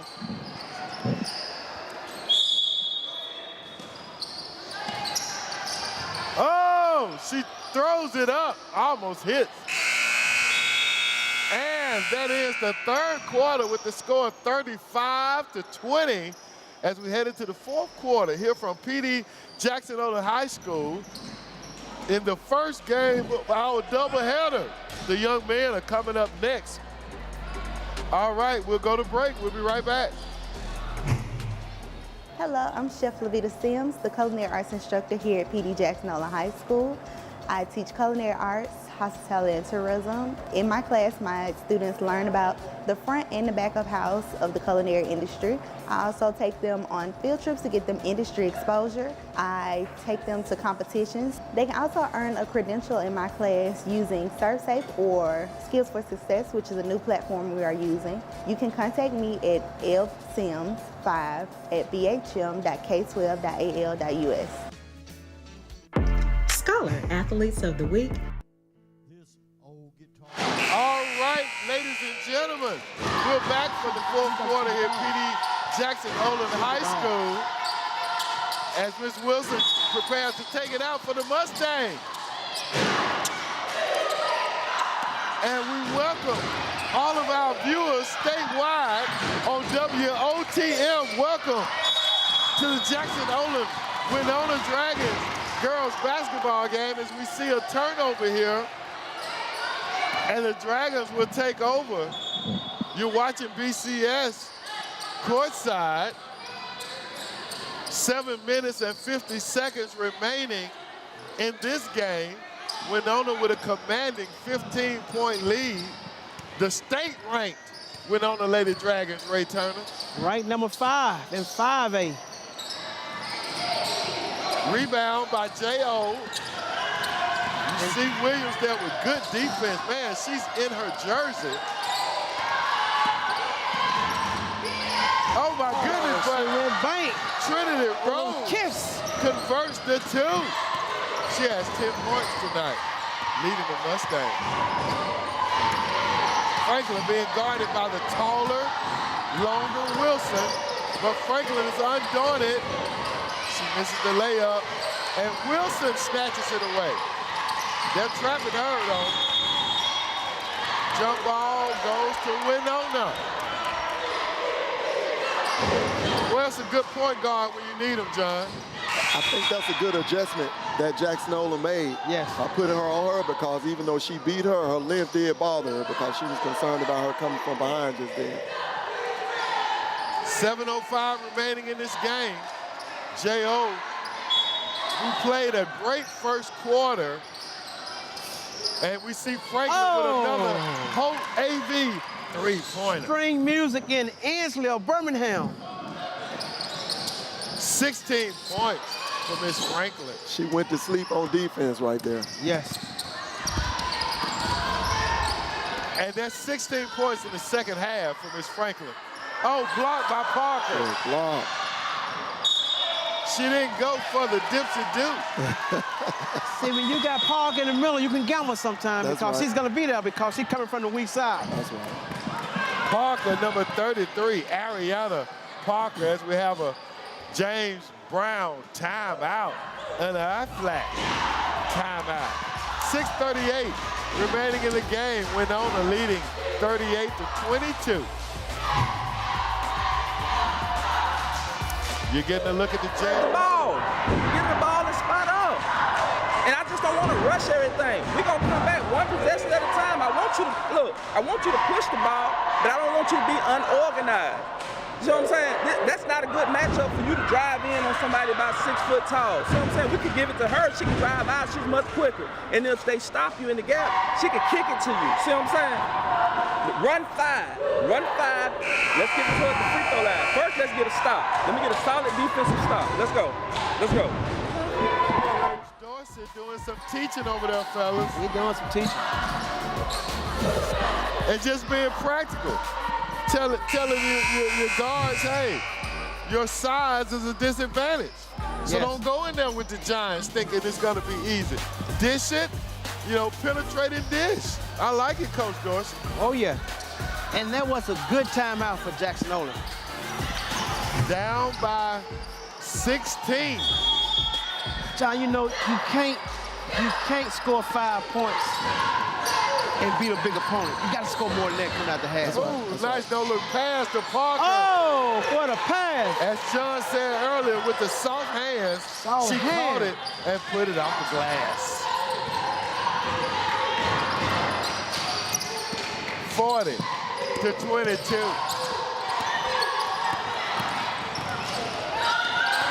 Trying to get it into Cunningham, but Parker is stepping up.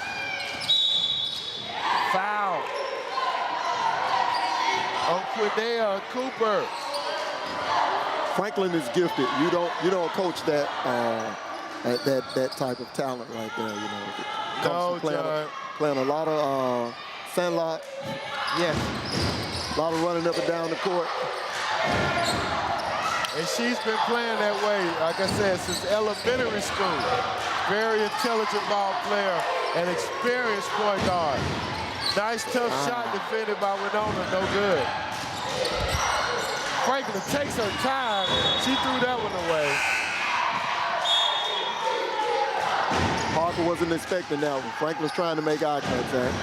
See, what's hurting Jackson-Olin, they don't have anybody to create for their bigs. They dribbling too much up the top of the key. They dribbling, but they're not doing anything with the ball. Absolutely.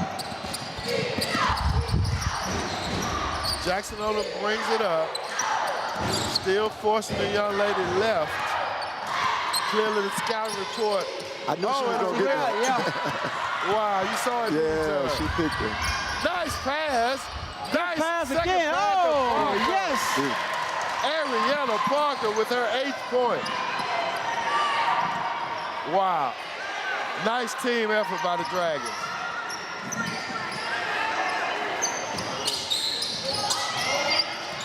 Wilson gets it in. Rose trying to make something happen. Oh, she got that one caught on the thigh. She's sizing her up again. Yeah. And she drew the foul.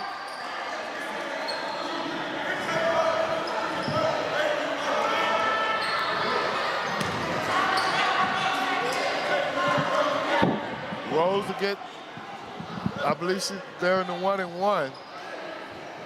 That foul was on the floor, I thought.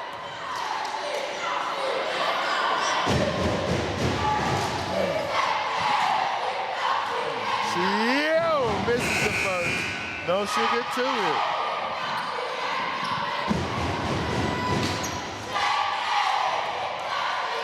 She's the leading scorer for J.O. with 10 points. Now she has 11. Reach in on Wilson.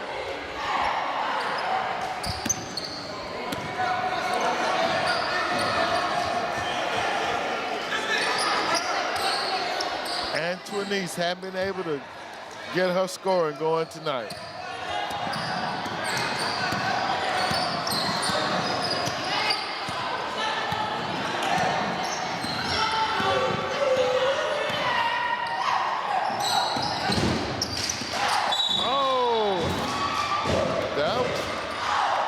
Was a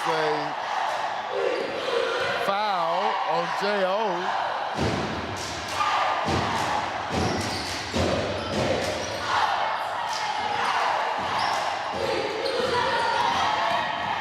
Franklin, 2. Wow. Cool is the other side of the pillow, guys. Yes, she is. She's cool. 18 points for Franklin. All in the second half. Good pass. Oh, I'm sorry, 13 of them in the second half.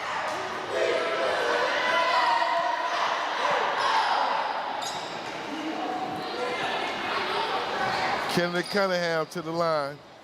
4:21 remaining in the game. J.O. down by 21. And they're still hustling, guys. Swish.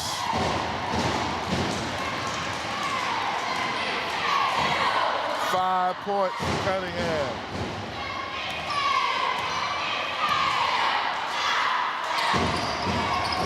And that's her 6th point on tonight.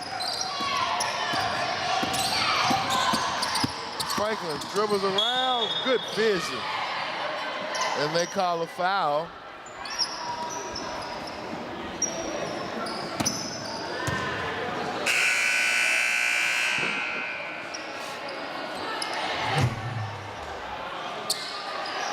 .4:14 remaining in the game. Lee Williams fouled out.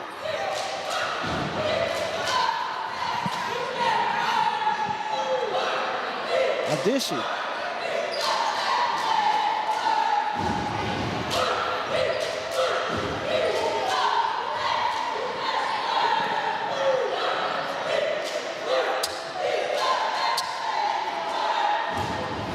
number 3 fouled out. Charity Thomas has fouled out.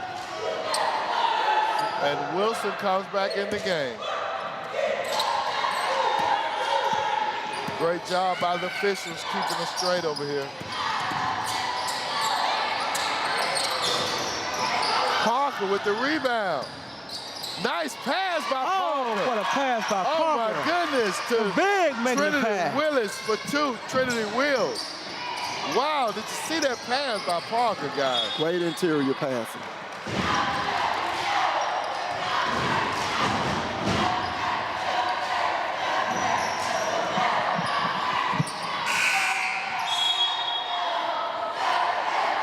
She's doing her job, guys. Coach said, do your job. She's doing her job. Absolutely.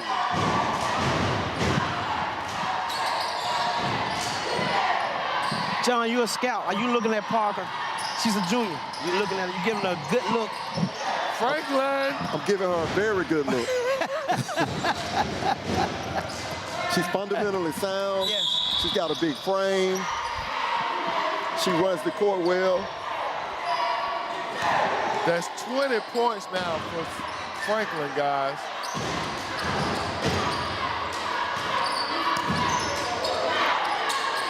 Wilson gets it in to Rose. 3-pointer, no. Rebound, Parker. She's wanting to trap you. It's hard to trap her in the middle of the floor. Rose with the rebound. And she draws contact, Trinity Rose.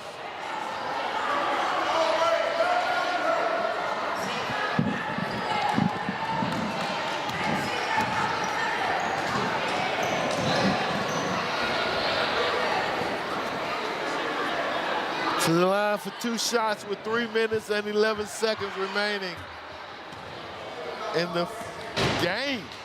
48-25 is the score. 48-26 is the score. With Wenonah in the lead.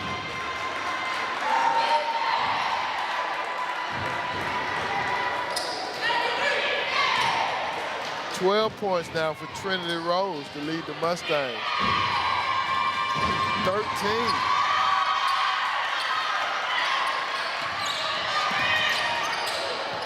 Franklin. Nice box out. Rebound by the Dragons. Hand straight up by Cunningham.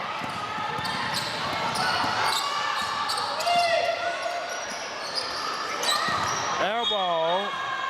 Dragons ball.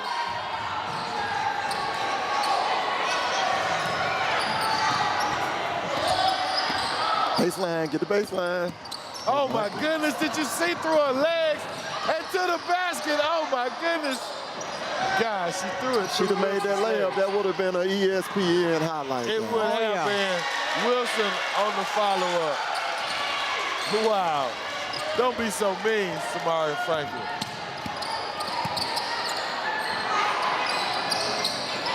Wenonah, 2 points. Jackson can shoot it. 50-29 is the score. I mean, guys, Wenonah literally does not even bring anybody up to help Franklin with the press. I mean, you got a good point guard sometimes. You don't need it. You don't need everybody helping you. Nice pump fake, 2 Good points. shot. Good ball fake, good shot. Shantanique Coleman. Again, she's just breaking to that wheel, guys. Oh, looking like Curly Neal out there. Oh, my goodness.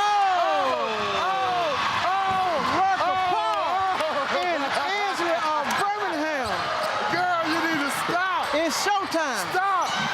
The Harlem Globetrotters visiting Birmingham, Alabama. I couldn't even say it fast enough. Woo! I wanted to say Curly Neal, but Steve, you snatched the words out of my throat.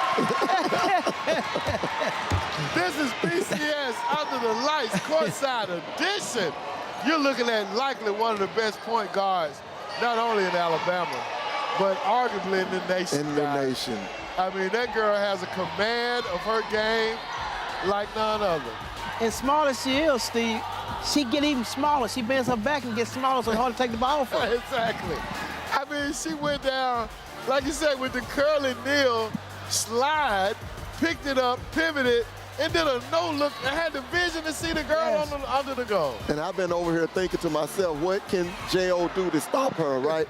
Every time I say, okay, get the baseline, she throws it between the girl's legs. And she still is not perspiring. I mean, this girl, I mean, with all due respect, man, I mean, I don't think we're seeing her at her greatest potential at what she can do. What do you think she could improve at? What is it that you would like to see her? I don't know if it's improving as much it is just playing a little harder. I mean, she could probably have 50 points right now. That's right. If she wanted to. That's right. But she's getting her teammates involved. She's a great passer. She's a leader. I mean, my goodness, man, this is what you want from a ball player. She's worth the price of admission. She really is, man. Good defense by the Dragons. I see Coach Morris pulled out Franklin Williams, Parker, and Tinsley and the other starters, and she's letting the young girls get some burn right here.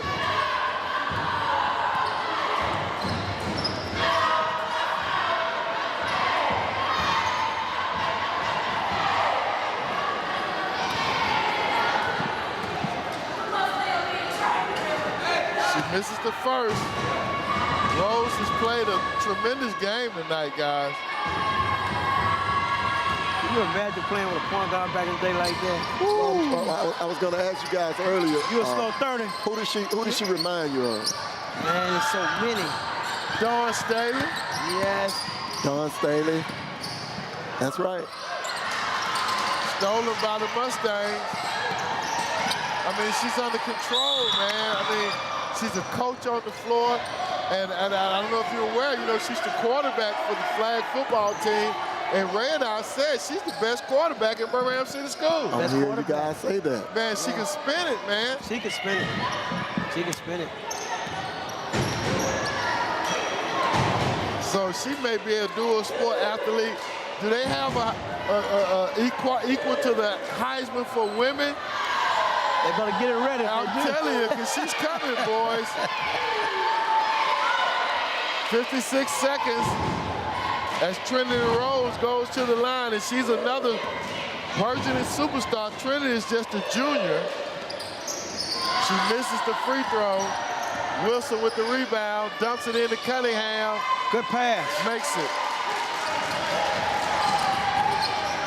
8 for Cunningham.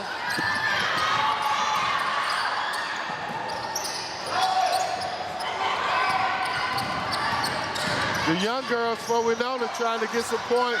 Cunningham snatches it down. Wilson. Good ball movement. Three-pointer, no. Rose for 3.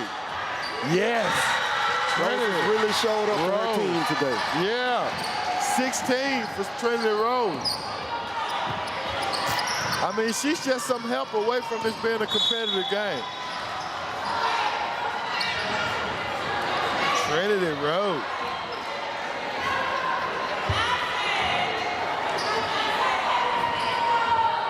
.8 seconds.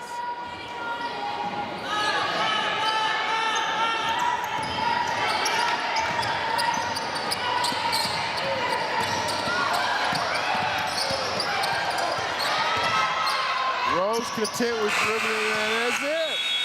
That's it. And the Wenonah Dragons, the visiting Lady Dragons, have come to P.D. Jackson-Olin High School, and they'll leave here with a 52-37 victory, guys. What a game. It was exciting. Yes, the score was lopsided, but it was nip and tuck the first quarter, and it was simply a sweet science to see Wenonah work their way to this victory. Well, what happened when you play a good team, you got to keep up the intensity. In the third quarter, they scored 2 points, John. They can't score 2 points when you're playing number 5 team in the state. That's right, that's right. And that's right, the number 5 team in the state are the Lady Dragons in 5A, Alabama High School Athletic Association basketball. In our second game, you're going to get to see the number 2 team on the boys' side for Alabama High School Athletic Association 5A basketball in the Wenonah Dragons. Now let's throw it down to our boys on the sideline with Coach Moore, Tommy Palladino.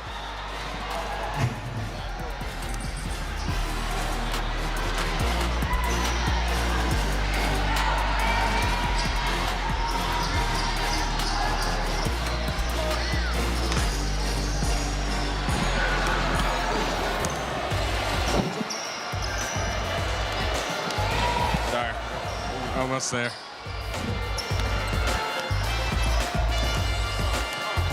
All right, we're looking at the boys coming out, getting warmed up. As you just enjoyed the ladies, as the Wenonah Dragons came out with the victory. The second of our matchup is ready to get started as the boys are warming up. We're just a few minutes away from our start. The Wenonah girls basketball team has such a rich history in the state of Alabama. Yeah, and sometimes, like Auburn the other night, they played Duke, sometimes you get scared of the name. And you know, you played with Rams back in the day when y'all played somebody, y'all had the advantage because they were scared of the name. Yeah, I'm making sense. That's right, yeah. Sometimes you get scared of the name. Absolutely, and the name meant a lot tonight. Yes. They held up the name for the Lady Dragons side. Well, let's go down now to Tommy Palladino with Coach Moore from the visiting, winning Wenonah Dragons.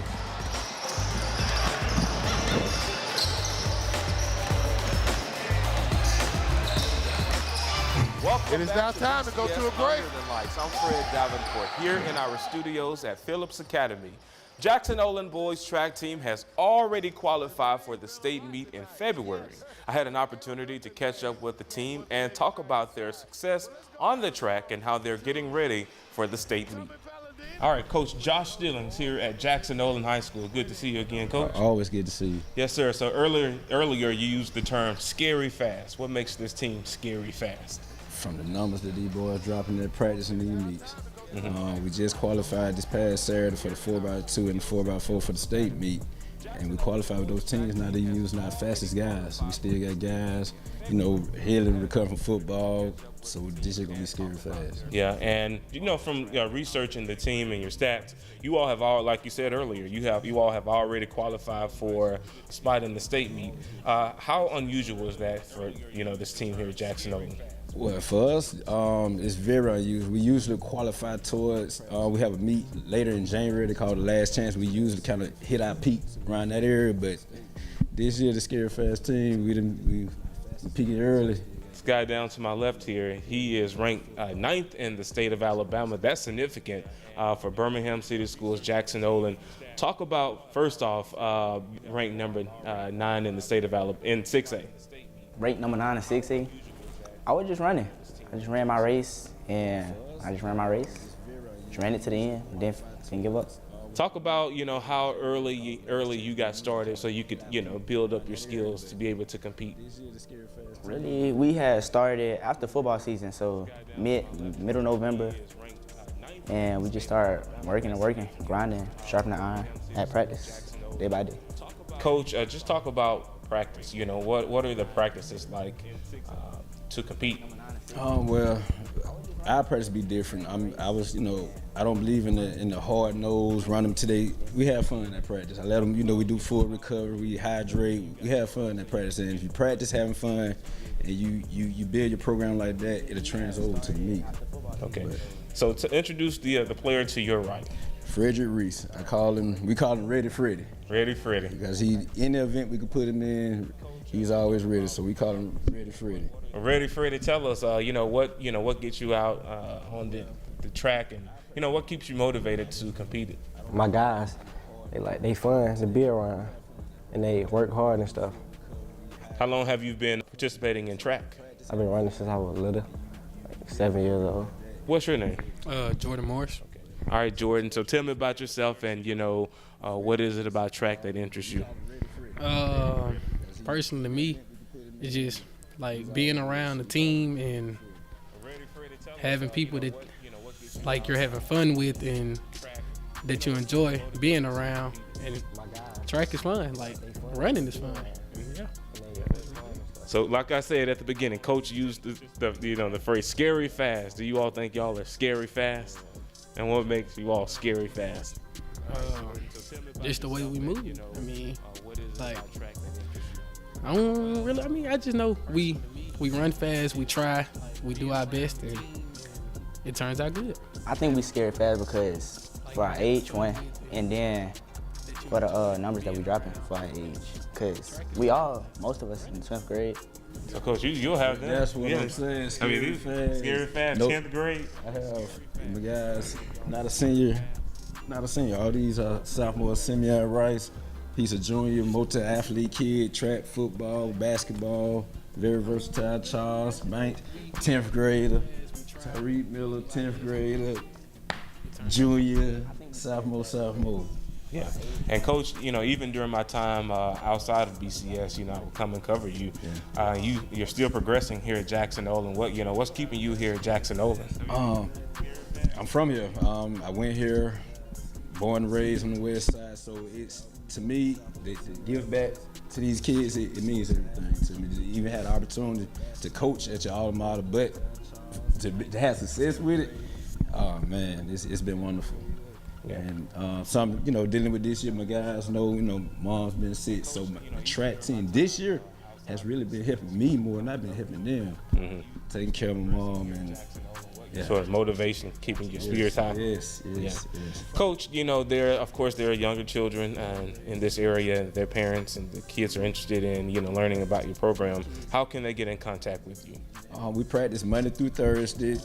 Feel free to come out any day. When you see the lights on, you're more than welcome to come out. Meet me, bring your child. We also, our guys, we work with younger kids when they come. I have my guys working with them. And you can also call Jackson-Olin, reach out to Coach Mo, that's the athletic director. Mr. Daniels, the principal. So yeah, you can find me. I would leave my number, but I don't need Birmingham calling me. Everyone in Birmingham will be calling you. All right, Coach. Well, we appreciate you for taking the time to let the public know about your team. Is there anything that we're missing?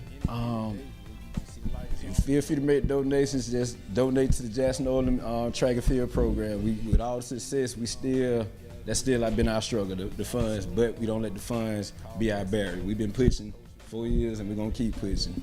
Oh, what's up, baby?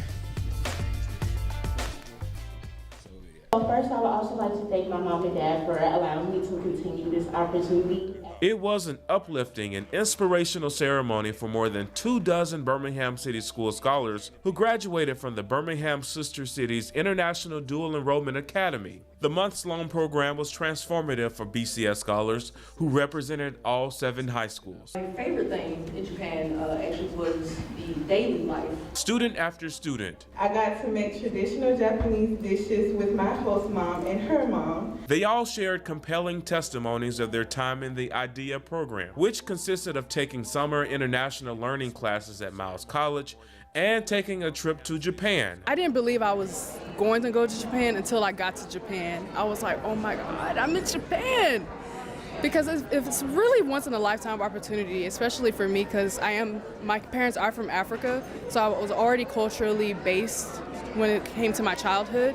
And so experiencing another culture was very monumental for me. I would definitely say my best overall experience would be just like their history, because Japan has a lot of deep history, especially when the engineering departments and engineering force as their coal mines converted to steam, converted to energy. The experience was amazing. 100% recommended for anyone who needs to or wants to get out the country. It's just, like you said, I did not want it to end. It was amazing. What would you say would be one token you brought back to Birmingham from Japan? Food. My host families, both of them, took me to the store and they bought me things. So just experiencing day-to-day culture was amazing. All scholars were hosted by Japanese families for roughly 12 days. It was really amazing. It was different experiencing somebody else's culture and living in their own homes. Because if somebody lived in my house, I wouldn't be sure how to react. So they treated me very appropriate. there's nothing you can lose from being a part of this program, and everybody who can try should try. What would you say would be the most rewarding part about this trip? It was seeing different cultures, like seeing a different perspective in my eyes. Like, as a person from a different culture, it was interesting to see and experience how Japanese culture was. It was also life-changing. It helped me change my perspectives. Birmingham City Schools and Birmingham Sister Cities board member Sonia Smith says it was truly an honor to hear the students talk about their experiences in the IDEA program. The thing that really touched me was hearing students say how much they learned about the other cultures that they explored when they were in Japan, and learning about the food, learning about the music, the home life, learning about the culture of those areas, and just having that exposure we know will make them more well-rounded. During the ceremony, Birmingham Sister Cities announced Ghana as its next cultural exchange destination. Why should students get involved in this program? In my opinion, students should get involved in this program to get exposure. Exposure is a really important thing. The International Dual Enrollment Academy can give you that exposure, give you that experience. I'm Fred Davenport, BCS Media. Stay in the know with Birmingham City Schools. Download our brand new BCS mobile app in Google Play or the App Store. You're watching BCS Under the Lights, Courtside Hoops Edition, a production of BCS Media and Birmingham City Schools. Birmingham City Schools, success starts here. You're watching BCS Under the Lights with Steve Brown, Brett Oates, Ray Turner, Keith Mims, Zach Sims, and Tommy Palladino. Our team is always ready. BCS Under the Lights, Courtside.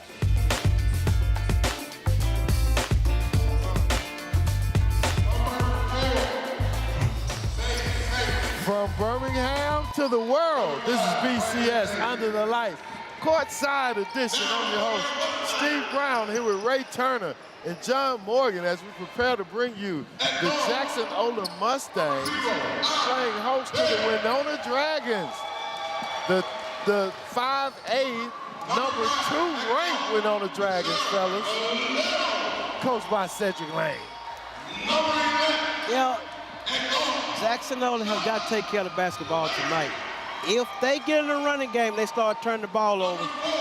It could be a long night. Now, they beat them early, about more than 20. So if you're a good team and you're mad enough, that should make you mad to come in here and defend your home court. Absolutely, it should. And we're going to see if they're able to get something going tonight. You know, J.O. has a lot of athletes. They have not had a lot of success this year. Their coach is in his first year, Coach Fagan. He's doing a great job, and we're seeing this team do some of the fundamental things that lead to winning. But they have a formidable task tonight against the small but athletic Wenonah Dragons, John. Well, we know that we know Coach Lane is going to have the Dragons prepared. They're ready, and I think he's a former Jackson-Olin head coach, isn't he? Yeah, he's been around at a number of schools through the Birmingham City Schools. He's also the head flag football coach, a state champion flag football coach with Wenonah. He does a great job. Big shout out to one of his assistants, Coach Brown, sitting over there. The second young lady away from Coach Lane, you know, she is a part of the High family, the esteemed Wenonah royalty and BCS royalty. That's absolutely royalty. And on all that, Steve, she can flat out coach. Yes. She can coach the game of basketball. She's a good coach. As Wenonah gets the opening tip, so they back it out. Looks like J.O. is going to be a man-to-man, kind of sit back in a 2-3. Nice pass, and it's a foul on the play underneath the goal. So 2 shots for Corey Floyd, the 6'4" senior. Steve, you look on that roster, you see what? A lot of sophomores. That's that means right. you're building something.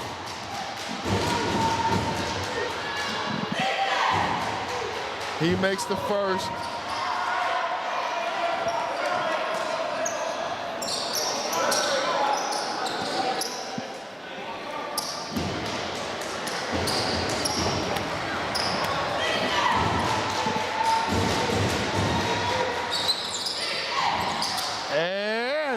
forces the second. Almost had a tip in by the 6'3" sophomore Santez Pendleton. Wenonah gets it back, and they couldn't convert. J.O. brings it down.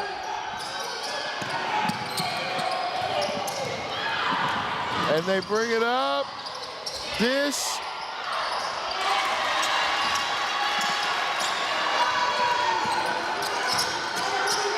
Wenonah brings it up. Floyd over to Bailey. Bailey tries to get it to Floyd. He gets it back though. Over to Floyd. Floyd bounces. Drops it in with a soft touch. Floyd, 3-2 is the score. Contact and a foul. That's on Demosia Taylor, his first.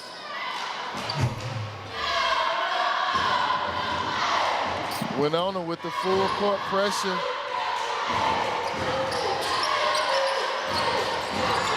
Gotta get somebody in the middle. Yeah, quickly. And they get it up. Crawford, no! I'm sorry, that was Brandon Wallace, the junior, for Jackson-Olin.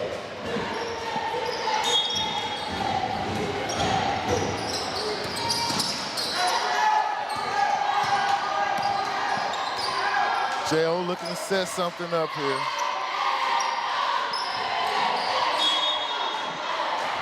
And there's a turnover. Lack of communication right there, guys. Yeah.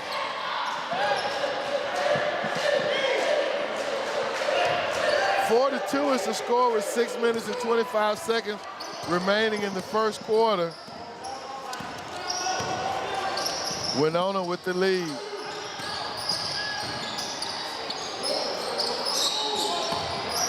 Floyd, no. But with his own putback, no. Pendleton. Pendleton is a strong sophomore. Floyd has got to recognize that he's open when he receives the ball just then. Turn around, shoot it, make that shot. That's a freebie. 6:04 remaining in the first quarter.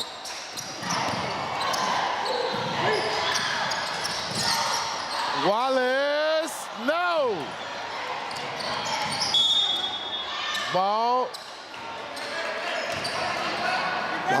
Wallace has got some bunnies down there, I see. Yeah. Ball goes to the Dragons.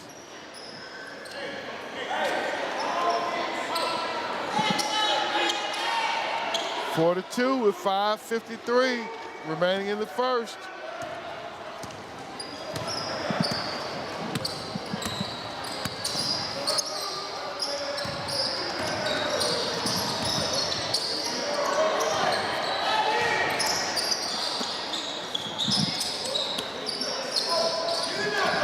No, rebound. J.O. Don't bounce it one time and kill your dribble right there. Exactly, especially when they're pressing on you and they've got the steal. Traveling. Oh, no, they called the foul.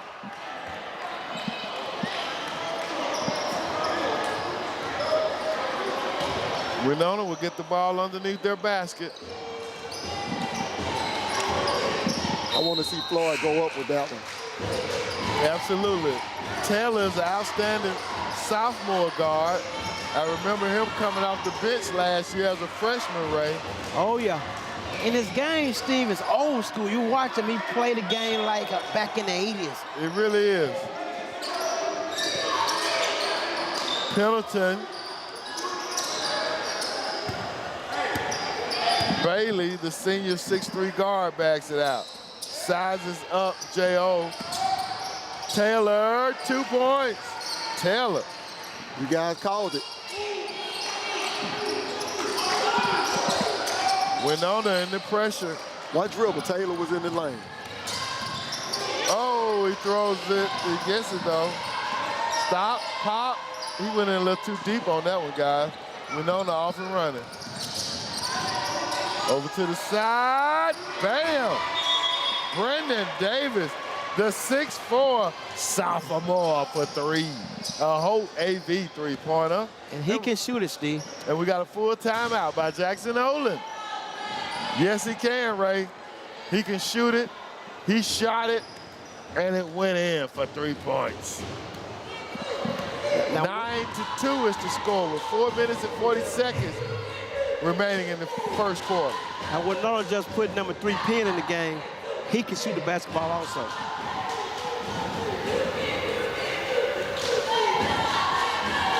Wenonah will not be letting up. We can count on them to keep pressure on the entire game and to keep loosing threes.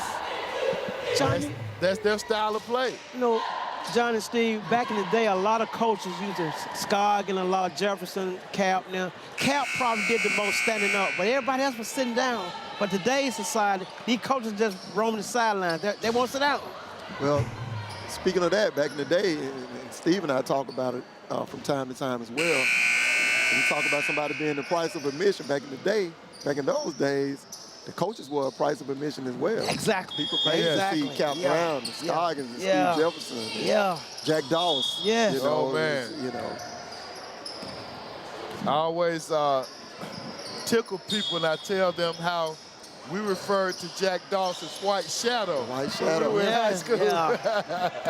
Based on this famous television show. Wallace trying to muscle his way in, and he does for 2. Brandon Wallace. During my 4 years at Ramsey, the pace setters were the standard, winning 2 state championships, actually 3 because they won the freshman state championship as well. They sure did. With Buck Johnson on their freshman I forgot team. about that. That's right. And that ball is going to stay with Wenonah. Coach Fagan doesn't agree. You see, then a lot of people back then, they forget about George Moore. He had some teams over at Jones Valley that went somewhere. That's right. Yeah. That's right. He has a That's team. right. Steve, didn't he have one of the tallest teams back in the day with Ankrum? He certainly did in the early 70s. Do you think that's the tallest team that ever came through Birmingham? To my recollection, for sure. The point guard was Tony Ellison, Big Red. Yeah, Big Red. Kenny Hatcher was on their team. Hey, somebody told me they called him Dirty Red. That's right. That's right. Yeah, Big Ank. I guess that was about, what, 76? I want to say 75, 76, but maybe 77 as well, yeah. 2 points for J.O. Now they are pressing. Taylor has it for the Dragons. Bailey. Kenny Ollie was on their team. He went on to have a great career out in Arizona. Ollie, yes.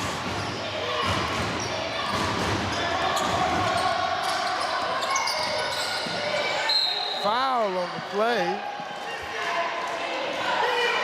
So to the line for the Dragons will be Jashawn Bailey, the senior 6'3" guard. 3:35 remaining in the first quarter. Whenever that Jones Valley team came in the gym, we thought a college team had showed up. Yeah, Jones Valley, they were, and everybody forget about them. Like, they had a lead on Park, I heard back in the day. Me and Steve doing some stuff that's gonna blow Birmingham wide open. That's right. But they told me they had Parker beat and went to the 4 corners, and Park kept taking the ball away from them. That's how Parker ended up knocking them out. There's so many stories, man, about those historic games and those historic battles from the 70s and the 80s. And we look forward to bringing you all those great stories here on BCS Courtside. We have some new things coming up in 2025 that we think all of our local sports fans will be excited about. Right now, we're looking at the stars of today. The Jackson-Olin Mustangs and the Wenonah Dragons. Wenonah with a 4-point lead.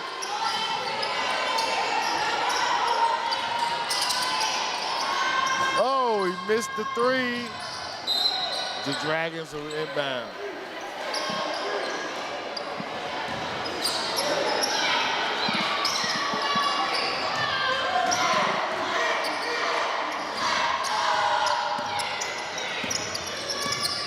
3 minutes remaining in the first quarter. There you go, John, with that dribbling.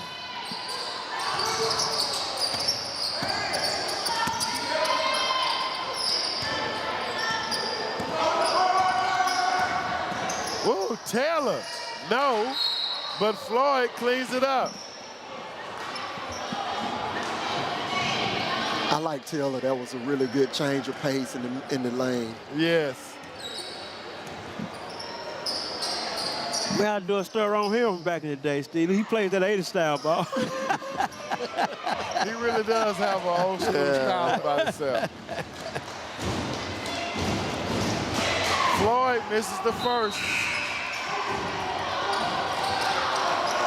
Came into the game, instant offense. Yes. Reminiscent of World Be Free, Bennett and Microwave Johnson.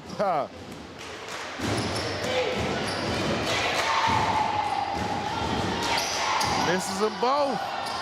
Up high for the rebound on the Mustangs.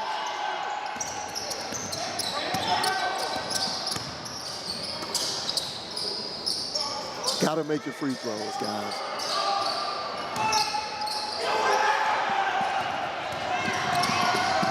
Taylor, no.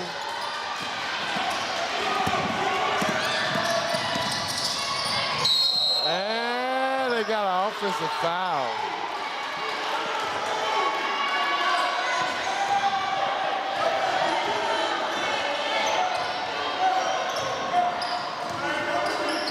One 2-minute dribbles, guy.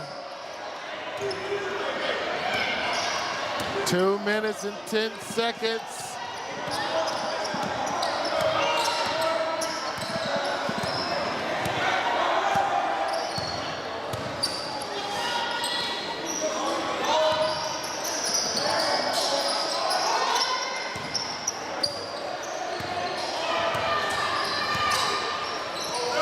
Wenonah taking their time with the 4-point lead. Bailey, no. Floyd, no.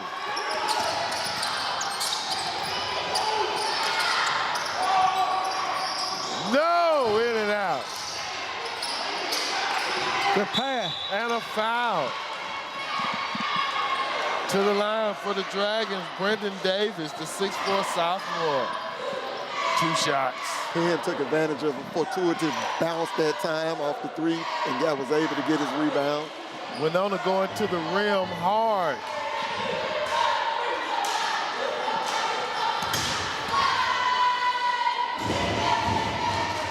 He missed the first.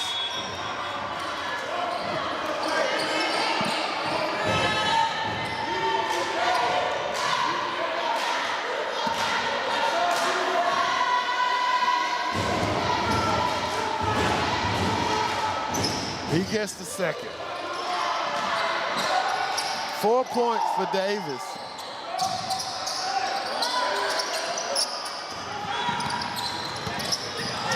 Oh, almost stolen by the Dragons. 2 points, Dale. That's the way Jackson-Olin is going to have to break Wenonah's press every time like that. Taylor, no. Bailey with the rebound. Inside to Floyd.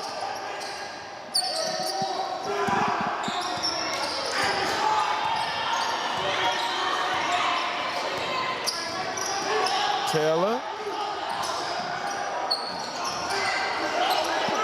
Oh, deflected. 2 points, Bailey. I think the officials might have missed a double dribble right there. Get somebody in the middle of the floor. 13-8 is the score. Quick 3 from J.O., no. Rebound, no. Put back and a foul. Nobody's putting a body. I don't like the work. Nobody's finding somebody to box out. They just hoping the ball comes to them. It's not going to come to you. You got to box out and go get it. That's right, Ray. 23.8 seconds remaining in the first quarter. And a lot of times we rely on our athleticism and it take the place of fundamentals, but we fail every time. That's a good point. Yeah. He makes the first.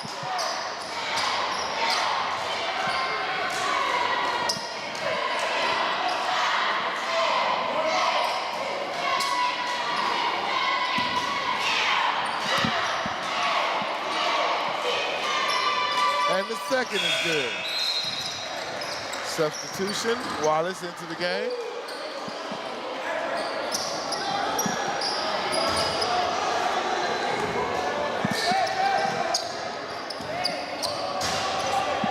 You got to go for one shot here. You got to go for one. 13 seconds. Nice Good dish pass. to Floyd. 2 Good points. pass. That's the 5th point for Florida. J.O. almost stolen by Wenonah.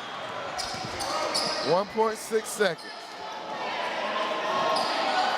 That was beautiful penetration by Bailey and good court vision right there.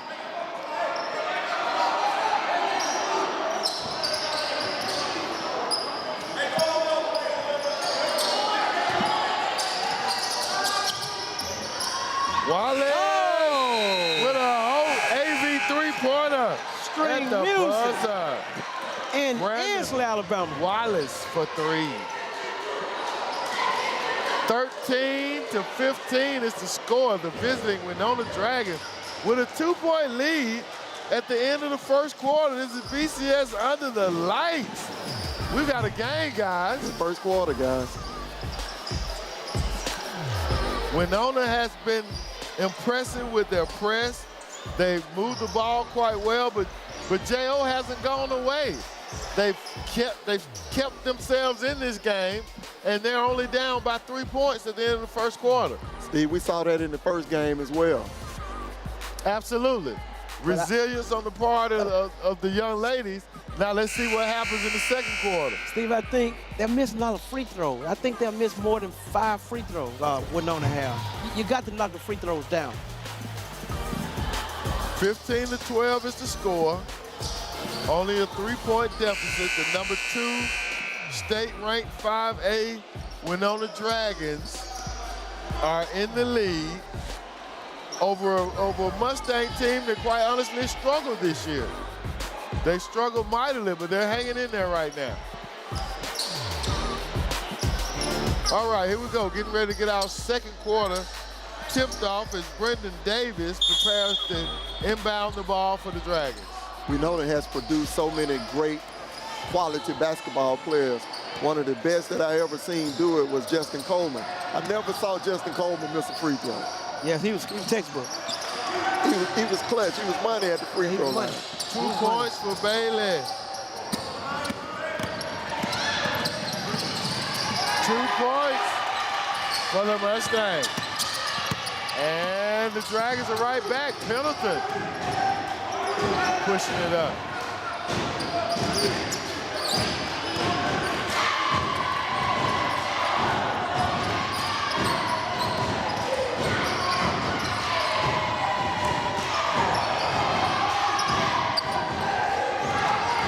Number 11 is literally backing up, giving him that little okey-dokey between the legs. Put some pressure on him. Make him get the ball up at the top of the key. 17-14, and we got a foul called on Pendleton. Steve, I like the way Wenonah represents Birmingham. They got B-Ham on the back of their jersey, B-Ham City. Yes, nice, nice. Very thoughtful. Yes.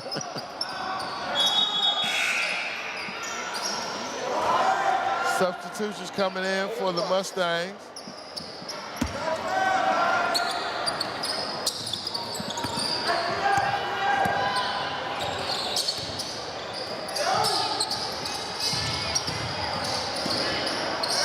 Wallace looking, 2 points. J.O.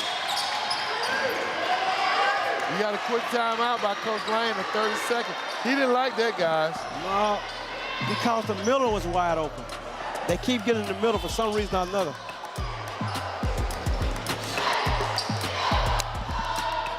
All right, well, with 6 minutes and 50 seconds to go, guys, we got a 1-point lead. Again, J.O. is underestimated, and they're right here in this fight. What is it going to take, John, for J.O. to stay in this matchup against Wenonah? Stay focused, continue to play hard. Like you mentioned it at the beginning of the game at the broadcast, Steve, you said that they were very athletic. That's very obvious, so they're just going to have to continue to do what's working for them. Wenonah will be inbounding here.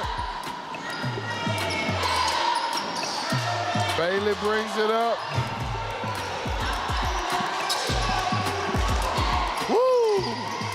In and out, Floyd for 2.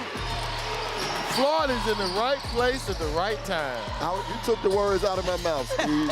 I was just going to say he gets a lot accomplished with very little effort. He does. Bailey into Floyd. Look. 2 points again. Right place, right time, and he has a chance to get the and one. The old-fashioned 3, Steve. Yes. Now again, like we saw in the ladies' game, J.O. hanging tough, and here we are in this stretch where, you know, Wenonah's trying to impose their will.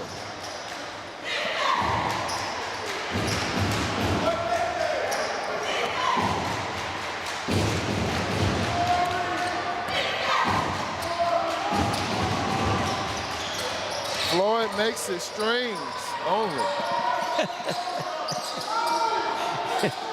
6:24 in the first half. Oh, Bailey got up. Pendleton saved it. Floyd has it. Bailey now setting it up over to Pendleton for 3. No. J.O. off and running. Oh, Wallace tried to do a little too much with that one. And you got to know who you're giving it to on the fast break. Right. Exactly. Davis for 3. No. He didn't square up on that one. He was sideways when he let it go. Looked like Durant on the jumper. J.O. no. Wallace with a mean rebound and draws the foul. Got to use that backboard, guys. We talked about that earlier. I don't know what they teach it anymore. I don't know what the AAU circuit don't teach it. The coach is not teaching it. But that's it. You just answered your own question right there. They're not teaching it. They're not teaching it. Brandon Wallace to the line for the Mustangs. Swish.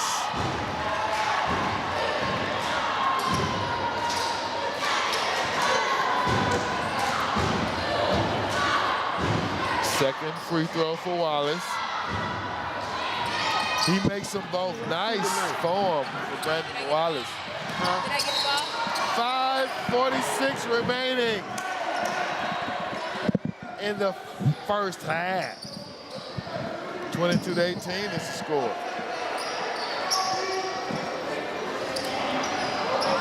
Wenonah inbounding. Davis to Floyd. Floyd had a 3, but he kicked it out to Bailey.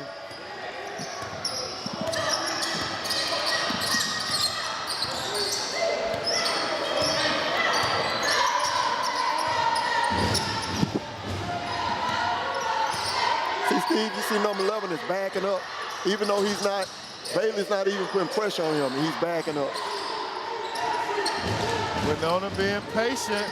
A drive and no. Floyd tried to put it back. Nice outlet, a breakaway. Oh, he went in too slow. He was fouled by Pendleton. Oh, I thought he had a no contested layup, but he kind of hesitated, drew the foul. Now, Pendleton, football player, he's not going to give up that easy.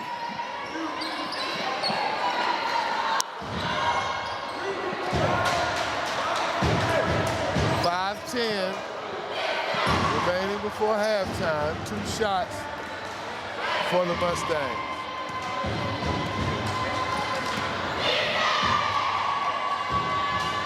Yeah, shooter's bounce. Ray, tell me, what's the purpose of the stockings, Ray? I ain't figured that one out yet. I've been trying to find out, but I asked the guy who wear them, they don't know. Fashion. It looks good. Huh? It looks good. What we had back in the day, we wore the wristband, right? We just had the wristband. Wristbands, you know. Knee pads. We had knee pads. Yeah. We had knee pads. I want them to be like Dr. J. I wore the knee pads that he wore back in the ABA, you know. But nothing wrong with my knees, but I had the knee pads on. Pull up. Bailey. Nice behind the back to Floyd. Out to Davis, back to Floyd. No, Floyd tried to clean it up. Outlet. He's going again, rejected by Bailey. But the foul was called. Nice block. Ooh. Count the basket.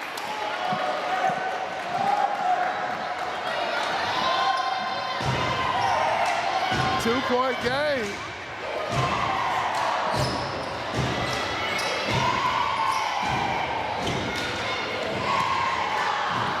Coach is lobbying for a goaltend or a foul. That was a good block. Yeah, it was a good block. Missed the free throw.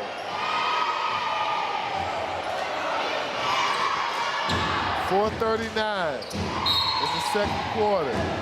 Taylor coming in for the Dragons, replacing Davis.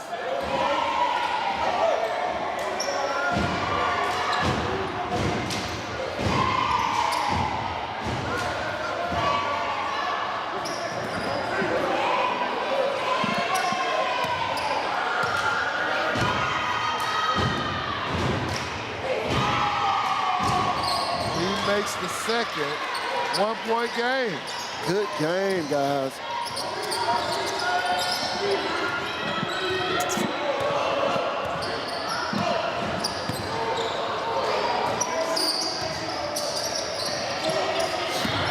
Floyd draws a foul and one. The kiss off the glass. Floyd.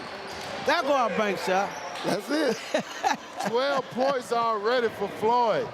Can he add to his total?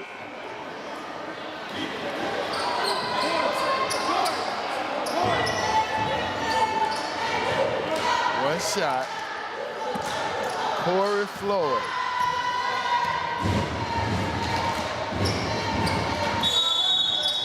He drops it. Was it a lane violation? It was on White, so point will count. Corey Floyd is having a very good first quarter, first half. He is. 24-21 is the score. Look down low, spin, no. Board, guys. Oh, blocked away. Maybe it's not cool to use the backboard. Oh, maybe not. Three-pointer off. Bailey pushing it up for the Dragons. Bailey, oh, he was hacked.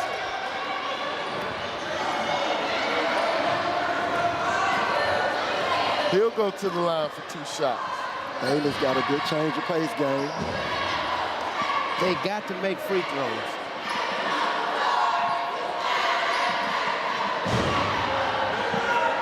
You know, you mentioned Coach Lane was at J.O. He was also at Carver.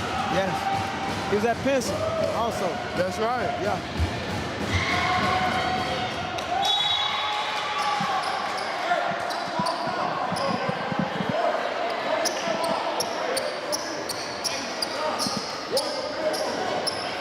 .356 in this first half.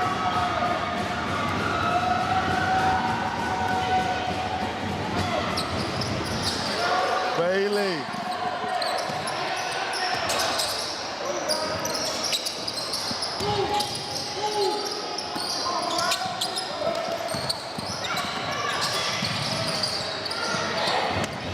Nice ball. He should have shot that. Nice ball movement. Or let me say he could have shot that as Taylor comes away with the steal. Maybe now I can say he should have shot it. And he's picked. But Bailey picks it up. And he's fouled.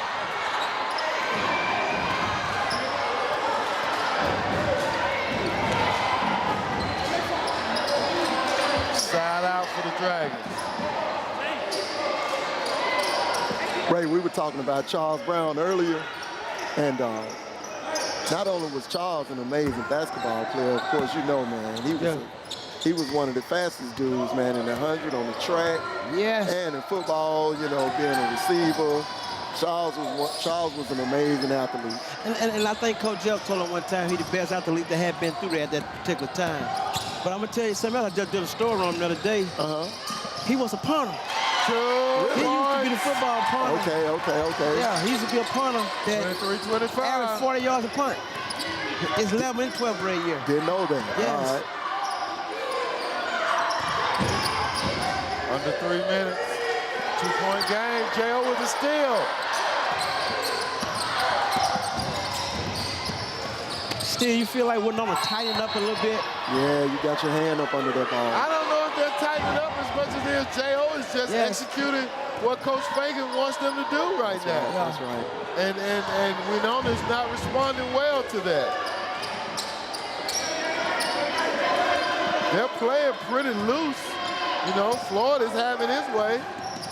They got to get Pendleton going. Yeah, they need more scorers on Wenonah's side.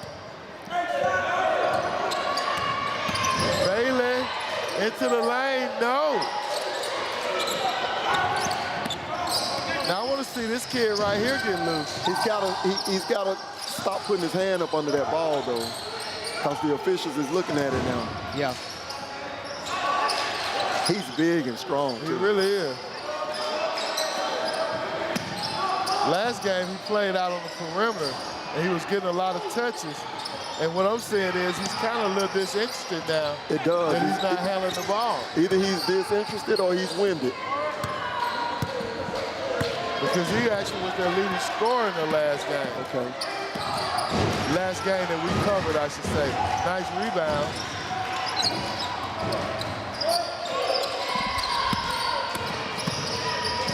Here you go. Oh, bad shot. Now to finish at the rim.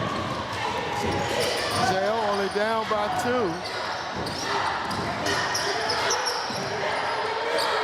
Fagan tells him to get those hands up and out. 1 minute and 27 seconds in the first half.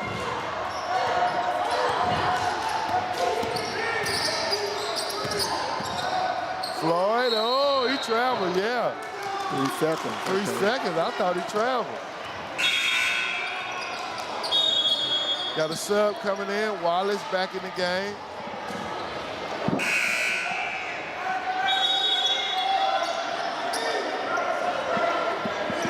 Charles Brown and Zach Irvin was on that 82 AAU team that we traveled all around the country playing in tournaments. We didn't win it that year. We won the national championship in '81.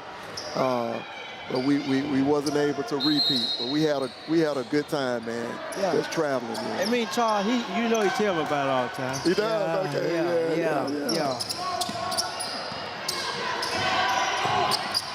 Oh, tough pass. And he couldn't save it. Good hustle. Good hustle by the young fella. Jackson-Olin coming to play. They are hustling. They are hustling with timeout. Dab him up, Coach. Dab him up. Good job. 23-25 is the score. 1 minute and 1 second remaining before halftime. The visiting Wenonah Dragons with the lead. Man, this game is more nipped and tucked than I anticipated it being. And it's picking up. J.O. is a scrappy team, respecting their coach, who we see right now. No, you up top on Mexico. You and Day up top. I thought anybody want to go. Huh? I thought anybody want to go. We're going to be at 3 out.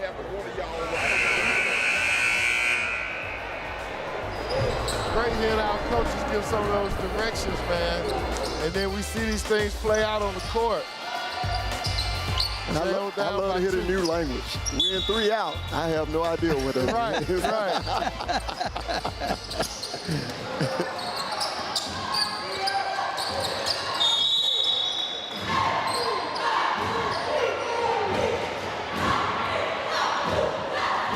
I think that was his offensive set, John. Okay. 54.5 seconds remaining in the first half. Steve, I like Zach Sims. He got the boom mic out tonight. Yeah, yes he does. All right, Brendan Wallace to the line. Brandon Wallace, I should say. Nice form, and he gets the shooter's bounce. Good job, good job. Watch it went on the bench. They don't have no energy over there now. You know, usually the bench be prepping them up. Well, actually, not many of them have played, have they? Yeah. Well, let's see. He's brought in about three off the bench. And he gets the second. We got a tie game, guys. 54.5 seconds remaining in the first half. I see Brandon Davis is coming back in. Brandon has had a lot of open looks. He's going to start knocking that three down, Steve. I think that's going to be a difference in the game. We'll look for that in the second half. He's definitely capable. Yeah.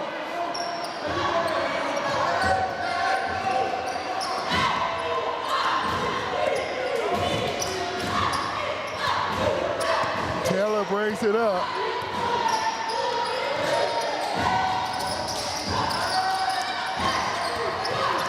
Oh, feet can't catch now. And he travels even though he got the steal. That's not on the big man. He threw it right at his feet, John.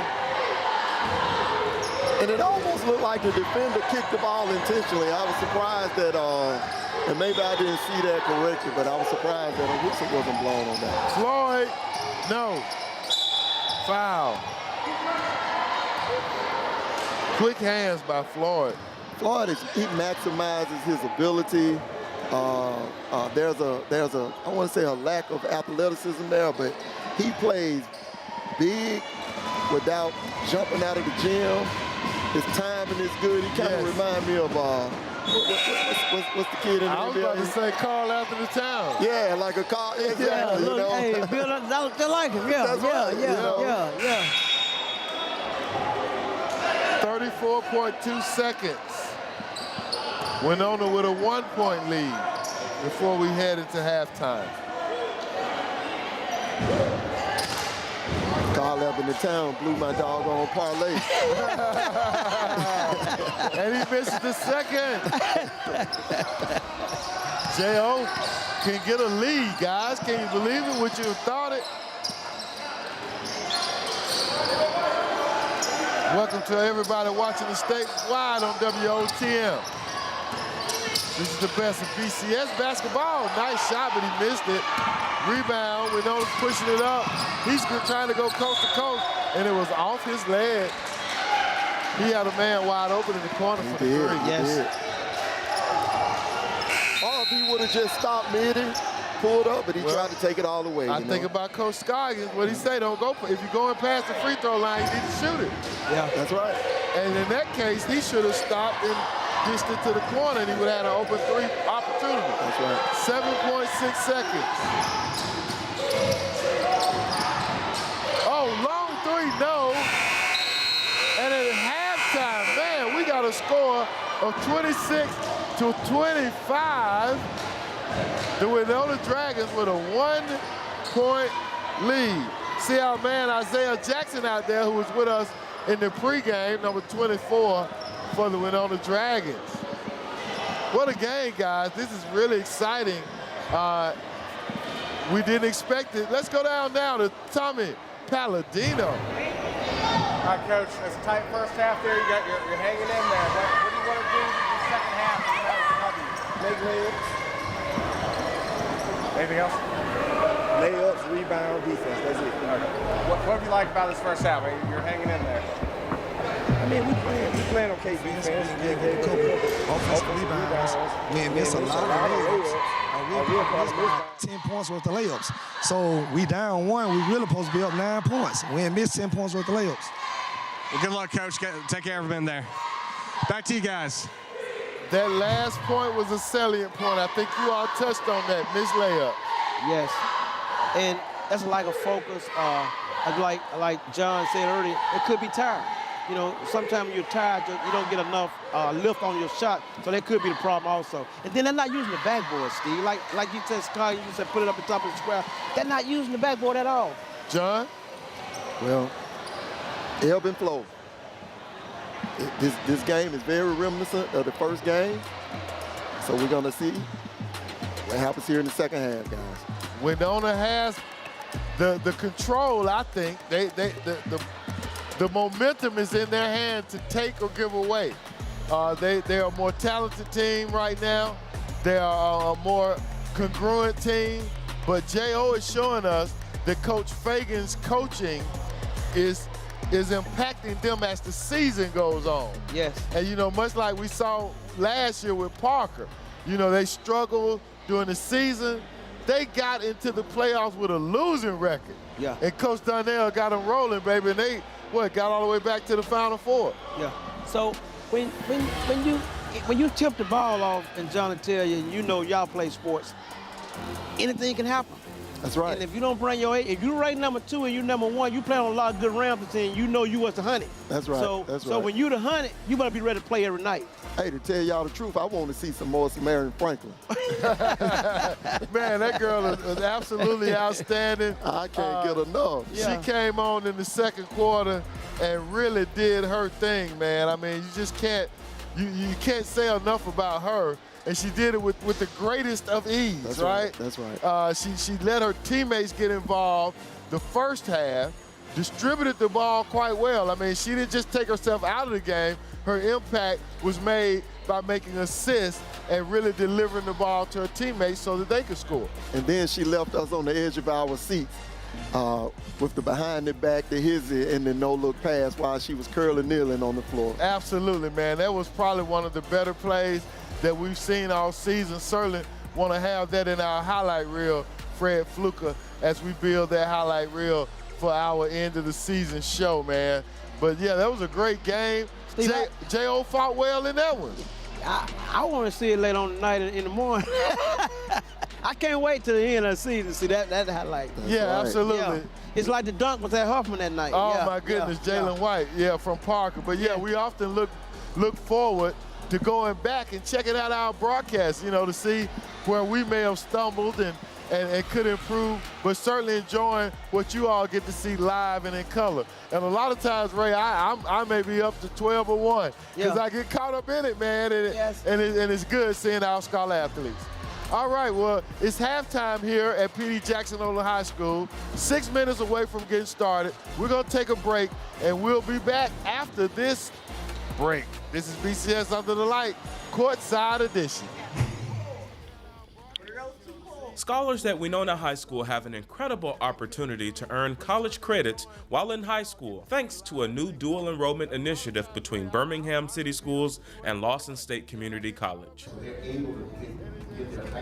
BCS and Lawson State leaders gathered this week to announce the expansion of Birmingham City Schools' early college program. Coming here at Lawson State, right across the street from Wenonah High School, is a natural merging of Birmingham City Schools, Lawson State, and early college. We're excited about this. This is a game changer for our students. Students will have access to career technical programs at Lawson, such as automotive body repair, logistics and supply chain management, welding, computer information systems, pre-nursing, and general studies. Students will have an opportunity to earn an associate degree and industry certifications while obtaining a high school diploma. So the emphasis on career tech is a primary function of what we do here, a primary aim of the Alabama Community College system, and a primary mission of our president, Dr. Cynthia T. Anthony. And so we're elated about this opportunity. Dare to dream, because dreams don't cost nothing, so you can get as much dreams as you want. Dare to dream, to move forward. Come to our program. Birmingham City Schools has created an excellent early college program. The new dual enrollment program is not only available to students at Wenonah. Students from any BCS high school and students from surrounding communities can apply for BCS early college at Wenonah. Students who participate in early college, they tend to graduate on time. Those students tend to be more successful when they're in college. The BCS Early College program was initiated at Woodlawn High School in 2015. Since then, the program has allowed scholars to not only earn college credits, but has kept them from racking up so much debt as a college student. Former Woodlawn student Destiny Nelson Miles is proof that the BCS Early College program works. She graduated from Woodlawn High School in 2021 with 60+ hours of college credits. Then she went on to UAB and graduated in 2 years. So she graduated from UAB at age 19.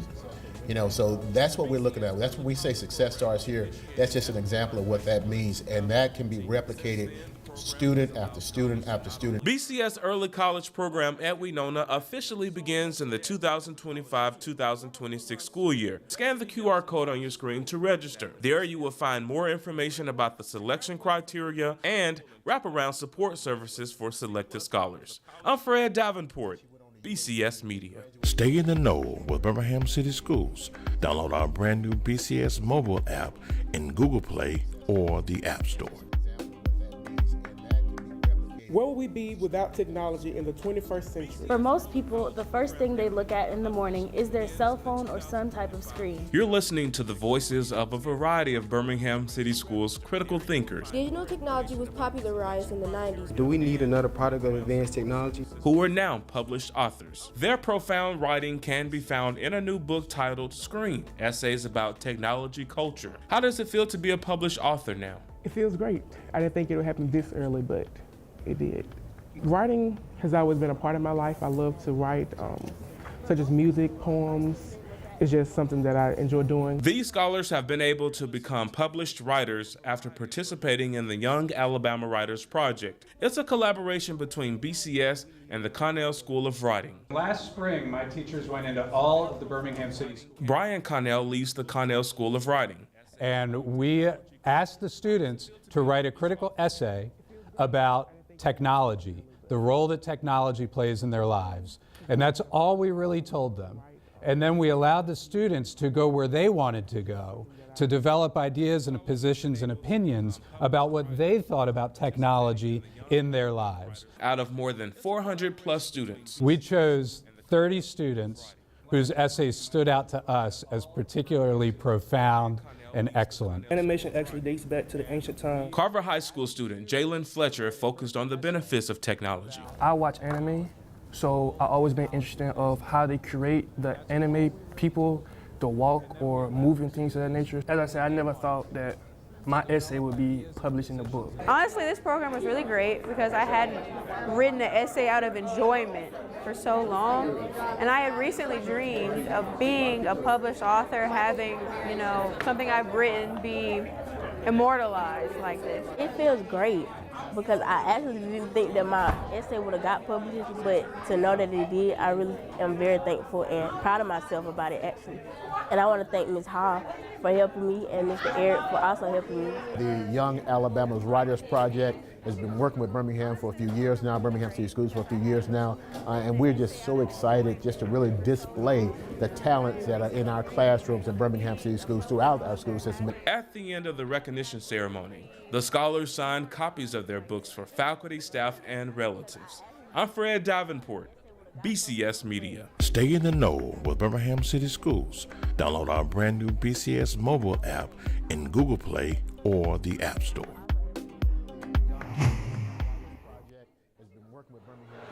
From Birmingham to the world, this is BCS Under the Lights, Courtside Edition.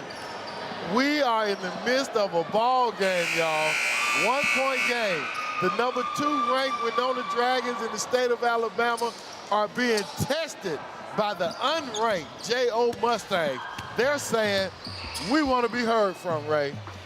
And I want to ask John, do you think Wenonah know now that they're in the ball game? Good question. I'm sure Coach put a little something in their ear. Yeah. All right, well, J.O. just inbounded. Wallace is going to the basket. No. Rebound. 2 points by Rashad Dorsey. Now, like we said in the first half, if Dorsey gets untracked for J.O., it's going to be a problem for Wenonah because they're hanging in there without it. Well, you're right about that, Steve. He get going, Wenonah got some extra pressure off the other guys, and it can get dangerous for Wenonah tonight. And he just gave him a 1-point lead as Pendleton goes hard and draws the foul. Pendleton didn't go in there like a sophomore, guys. He went in there like a big boy. So I ain't scared. I'm scared of you. Got a little Bernie Mac in him, I guess. Oh, yeah. I ain't scared of y'all. I ain't scared of y'all. That's the PG version. Yes. Swish. Hey, that's an old school reference right there, right? And then, Steve, a lot of these guys, when they had them headphones on, they're not listening to rap anymore. They listen to some old school stuff. That's right. That's right. That's Yeah. right. That's right. I laugh at my daughter. She loves her some, gosh, just as I said, I can't even think about it. Oh, man.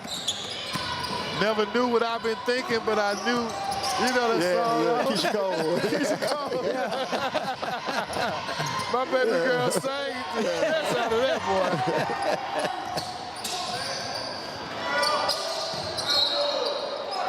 All right, we got a turnover. Tie ball game. Wenonah bring it up. Jackson-Olin, Steve, they stay in the game because they're pounding the backboard. They're pounding the backboard on Wenonah. That's right. Right. That's right.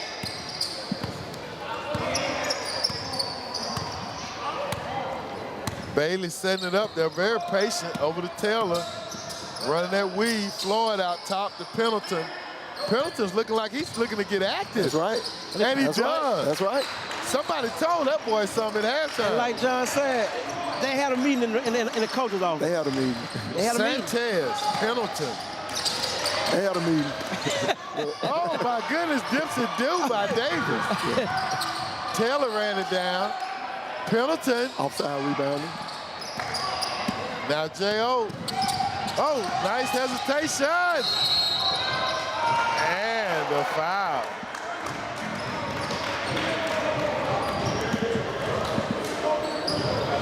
Taylor tried to take one. He tried.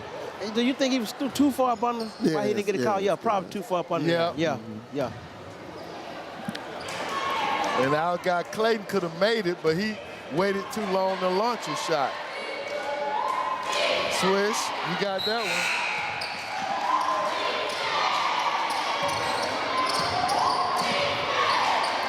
Look at all this motion that Joshua Clayton has got at the free throw line. His whole routine, you finna see a lot of motion.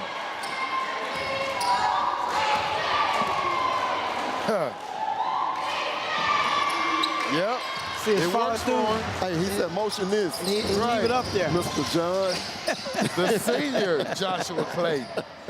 So I've been doing this a long time, Coach. Bailey draws the foul for the Dragons.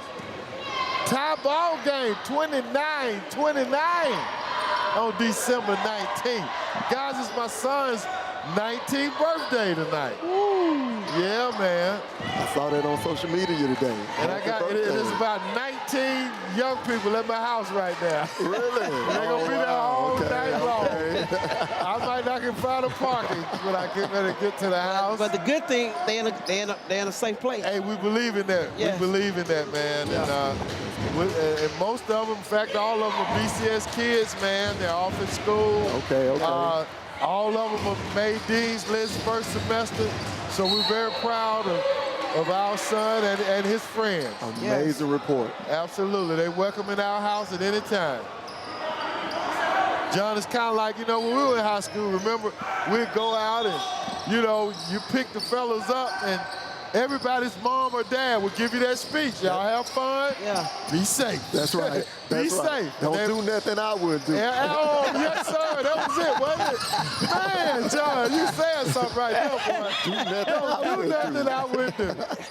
When everybody pitched in back then on gas, like quarter, 50 cents. That's right. Unfortunately, I don't know if we can say that now, Church.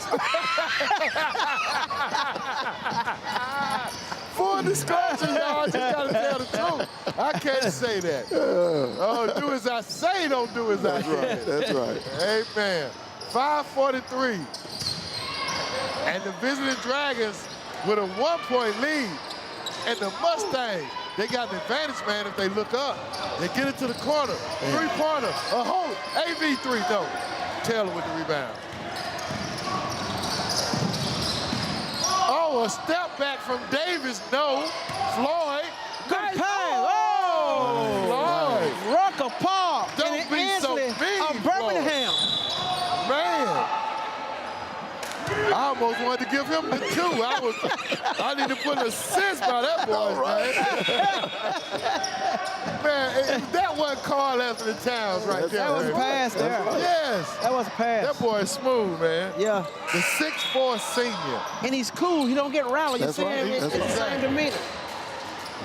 Like Franklin, don't even break a sweat. He just gave the coach the thumbs up. We got this. Yeah, we got this, coach. 32-29. All right, there's my man Dorsey. Hey, he jumped over the attempted charge. But see, he was concerned about the contact, and he didn't concentrate on the follow-through. Right. Yeah. Great play by Bailey, the guard, to draw him into that situation.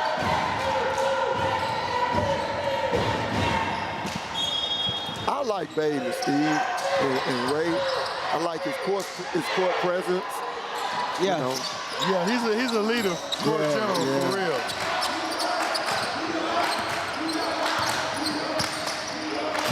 Kind of reminds you of Coleman, doesn't it? The way he plays that point guard. Just a little taller. Coleman went on to Alabama A&M and had a great career as a point guard. Coleman went to Alabama. And transferred. Transferred to Sanford and then transferred to Arizona. Justin Coleman, yeah. I know who Steve talking about. Yeah, I know exactly who you're talking about. I did a story on him. I know who you're talking about, yeah. He was the point guard when they won championship. Right. Yeah, I know who you're talking about. He with A&M. Yeah. That was Justin Coleman? Coleman was the point guard when they won like 3 championships. Yeah, but he won one up under Howard. Remember Howard won one? Okay. When you talking about, he was the point guard. Right, Yeah, I know who you're talking about. Man, I can't think of this kid right here. As good as he's looking, he don't look like the Justin Coleman that I'm referencing. That Justin Coleman that I'm referencing was reminiscent of Enos Wiley. Okay. He was selling out the Civic Center, you know. Oh my goodness. Yeah. 3-pointer by Davis. Watch it. AV3. Yeah. String music. Birmingham. Isla Birmingham. Yeah, I know exactly who Steve's talking about. He dominated. He was one of the best point guards in the SWAC for a while. Okay. Now the Justin Coleman that I'm talking about, you remember LeBron James told him he went to LeBron James camp and he said he was a cheat code. Yeah. Yeah. Got to give a shout out to the big man, LeBron. 38, going on 39, and he's still playing at a high level, guys. Yeah. I think he's out now. Yeah. But I mean, that guy is not letting up, man. That's right. Nothing less than phenomenal what he's been able to do over the course of his career. Right. Now, don't get me wrong, I'm a Jordan man all the way. If Jordan had those many years, I don't think LeBron would be at the top of some categories, or Kareem for that matter. But we know how that goes, you know, different era, different rules. That's right.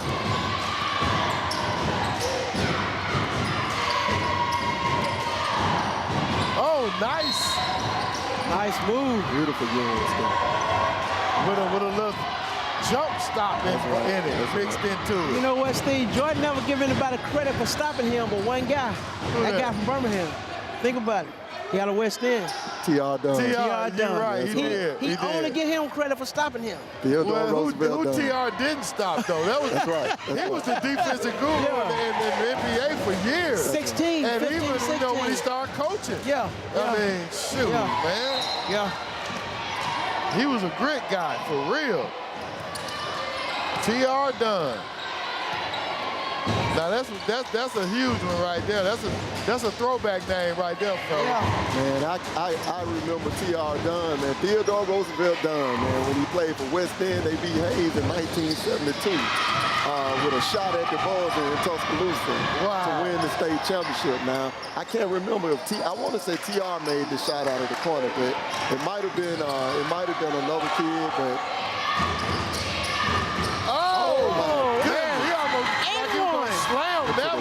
Like a man right Bell with the left hand. I thought he was going to the upper room. I know, exactly.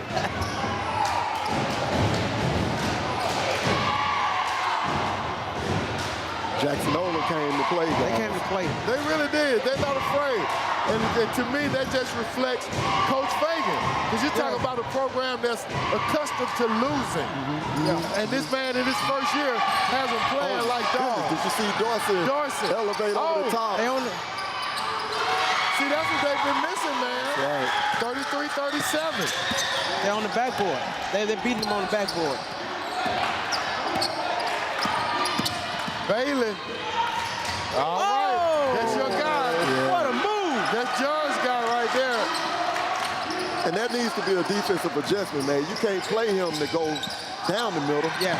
Oh, Bailey again. Shuffle to the corner. Bam. They in the river, man. Watch out. Watch out. You better get a T.O. faking because the Dragons are breathing foul right now. I'm just saying. Wallace. Don't rush it, Wallace. 1-on-2. I told him. The momentum shift. And like you said, Steve, I wanted him to get a timeout. Yeah. To settle him down. Because you were right in there. Now you're looking at a 9-point deficit. He needed a T.O. Yeah. That's what Dick Vitale be saying. You got to get a T.O., baby. Hey, if you don't get a T.O., you're going to get T-O-O-K, Tootsie. Yeah, T.K.O., right.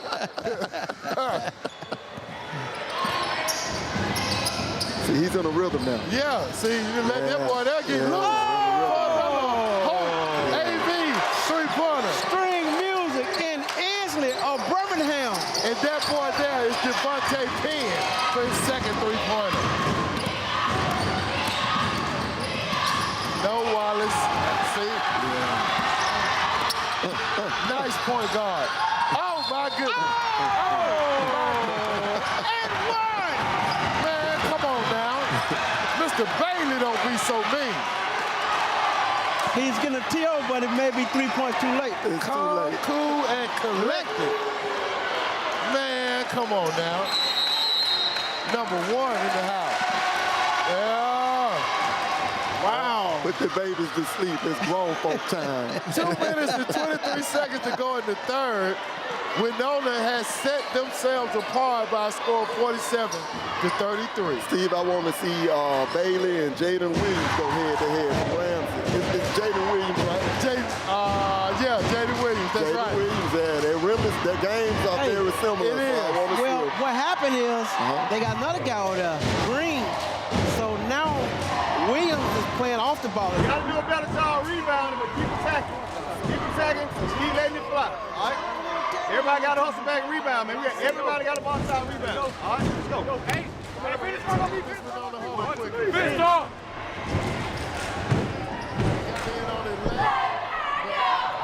The bottom line is Coach Lane is exhorting them to keep it going. Keep it going. Keep it going. It's turn-up time for the Dragons. The number 2 ranked Wenonah Dragons. We're going to say you're wondering why we number 2. We're going to show you why we're number 2. They've shown us the second half, guys, for real. Steve, we got 3 teams ranked We got 3 teams ranked in the state. Man, you got Rams, you got Wenonah, then you got Huffman. Huffman just over in Roebuck, just sitting there, nobody paying them attention. But they're 13-3. And see, the years we are referring to, guys, when you hear us reminiscing, we refer to those as the golden years of BCS basketball. 1969 to 1983, you're talking 9 out of 12 of the state championship. Yes. And I want to say in 3 of those years, it was BCS. No, in 3 of those years, it was only 3 where it was not a BCS school. And in 4 of those years, it was BCS against BCS. That's right. And one time in 75, see, I'm bringing the guy to you. See, he played against Park in 1975 for Phillips. They had the worst record ever to make it to a championship game. Wow. Yes. Coach Alvin Moore coached them too. That's right. Yeah. And a follow-up by Davis. With the guy you happen to be talking about, Steve Freeman? Yes. That's right. Yeah. Freeman was on that team. Exactly. Oh! He went to the upper room, but they wouldn't let him in, Steve. Yeah, was no more room in the upper room. That's right. 50-33 is the score. The Dragons have just pulled this thing out in the blink of an eye, guys. But J.O. is undaunted. I'm not taking anything away from them because they are scrappy. Nice shot there by Ivan Bell. That just looked good coming out his hand. But see, Steve, what happens is when you're trying to make a comeback, You can't do it if you're not making shots. And they hit a drought for about 2 minutes while Jackson-Olin Wenonah was on layups. But see, Dorsey's got to step up. He's a key guy. Yeah. And you know, he's the face of the program. Yeah. And they need Dorsey, who's not in the game right now, to come through with a few more points.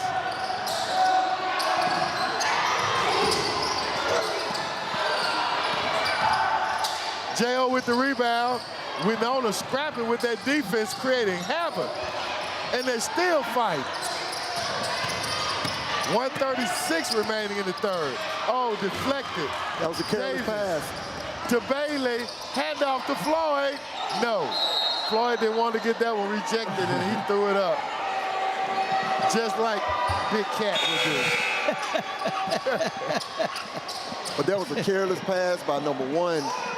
He had his one hand on the ball trying to make the pass. You can't pull it back. You can't change your mind once you get in that motion. Right. Wenonah stays in the full court pressure. I want to see who the dog is going to nice be for body J.O. control right there. Wallace, nobody controlled. Bailey doesn't mind drawing the foul, man. I like the way he plays defense. Selfless.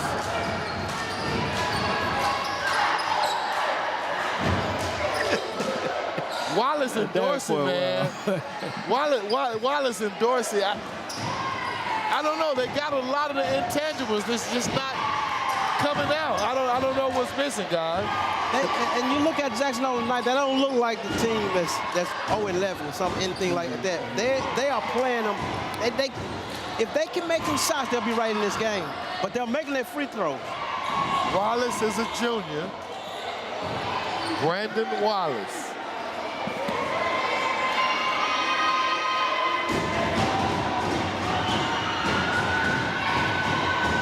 Swish.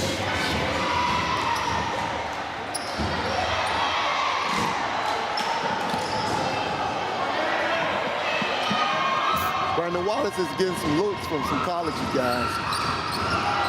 And he missed the second. They see the athleticism. They see the potential there.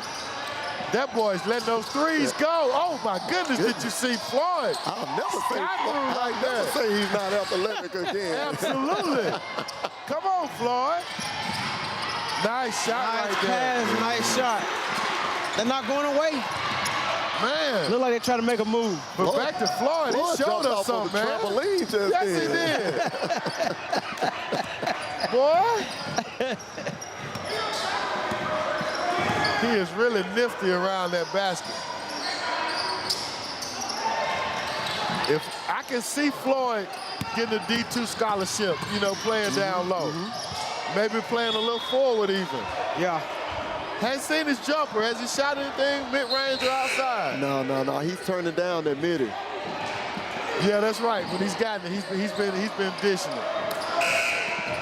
I don't know if you guys remember this kid that played for Ramsey, man. He was about that size, but he was so skilled, one of the most skilled big men that I've seen in the city of Birmingham. His name was Elijah Warren Sparks.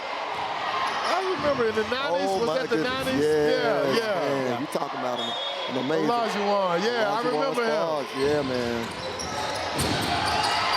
Late 90s seemed like. He can handle the ball. Floyd on the backboard again. Bailey. Now he's getting down. Bailey is in his bag right now. Right. See, now this is next level point guard. He's in his bag right now. I'm sorry, people at home. Now that look like TC right there. That's right. Terracotta. That's right. Is that what terracotta move? Yeah, man. And J.O. answers. Talking about a great point guard. Oh, there we go again with it. Terry T.C. Connor. Yeah, man. Goodness. And that's somebody, you know, I was thinking about TC at home, how when we mention all the greats, we kind of gloss over TC. Well, you know why? Because Enimo was there. He followed. He was right behind Enos. Right. But I remember that year he beat y'all at Ramsey. We had Enimo contained, but TC kept hitting that baseline jump. That was his coming out party. Man, wasn't it? That was his coming out party. All right. 52-40 is the score, you guys. And this is a great game. I believe J.O. has some more in him. Into the third quarter, we're here at BCS Under the Lights, courtside. We're having a blast. Hope you are too. the culinary arts instructor here at PD Jackson-Olin High School. I teach culinary arts, hospitality, and tourism. In my class, my students learn about the front and the back of house of the culinary industry. I also take them on field trips to get them industry exposure. I take them to competitions. They can also earn a credential in my class using ServSafe or Skills for Success, which is a new platform we are using. You can contact me at lsims5@bhm.k12.al.us. Scholar Athletes of the Week.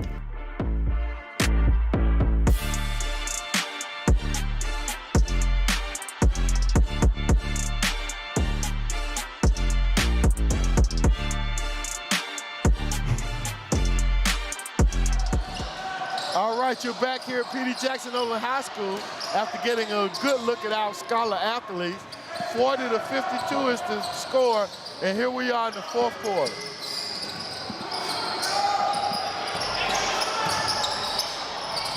No, way off. Bell tries to save it. That's our guy Taylor. No, Penn, I'm sorry, the sophomore. Dorsey, oh, nice. Nice. That's what we've been looking for Yeah, right a little there. Rucker That's Park. right. Yeah. Yeah.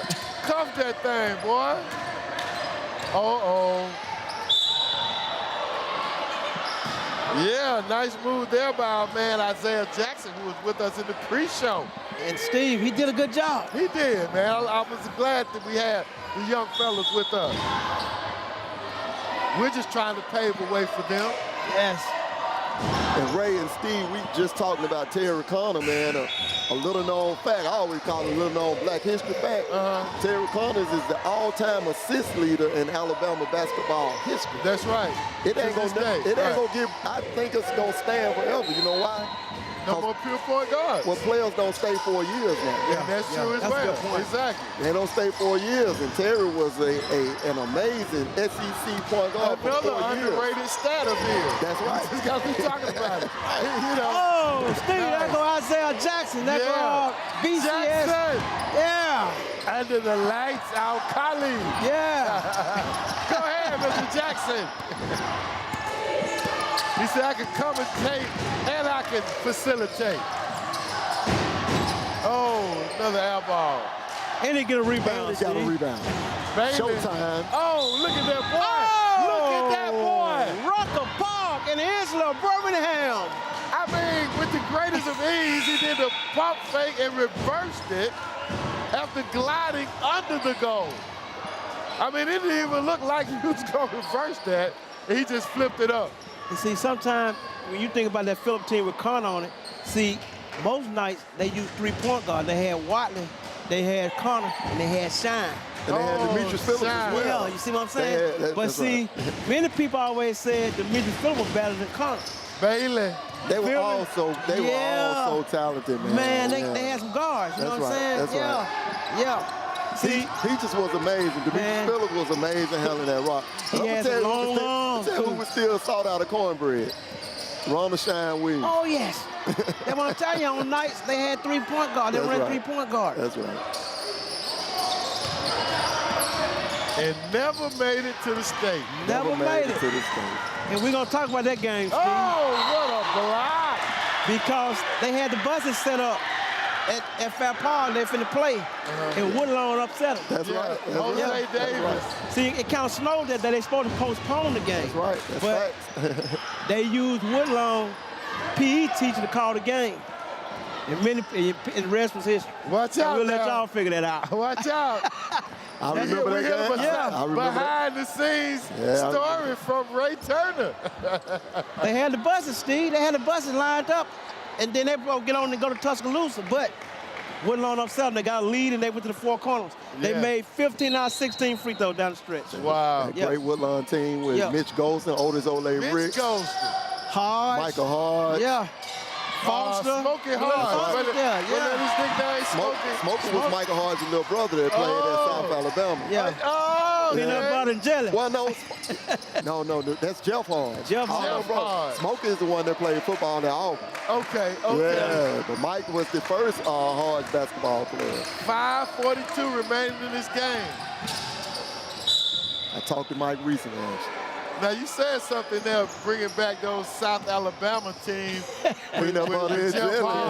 There's another Birmingham guy on that team, 2 or 3 that year, because I remember that year they beat Alabama in the NCAA tournament. That's right. In an upset. And you know Alabama didn't want to play them, but they made them play them in NIT. They had to play and I them in the want to tournament. say, was it Musselman, the coach at South Alabama at that time? It could possibly have been. Great coach Musselman, yeah.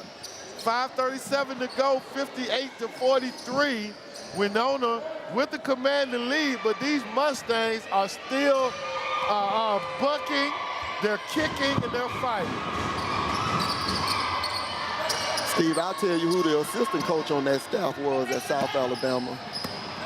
Coach Robert McCullum. That's right, sure was. Our high school. That's right. PE and B team coach. And I should know exactly who the head coach was. I think it was Musselman, I think because he got popular after he beat Alabama. And I think he went somewhere else. Yeah. But you know, he loved to play that up-tempo ball. 5:26. And you know, speaking of up-tempo, that's what we saw in the 80s here in Birmingham, up-tempo basketball.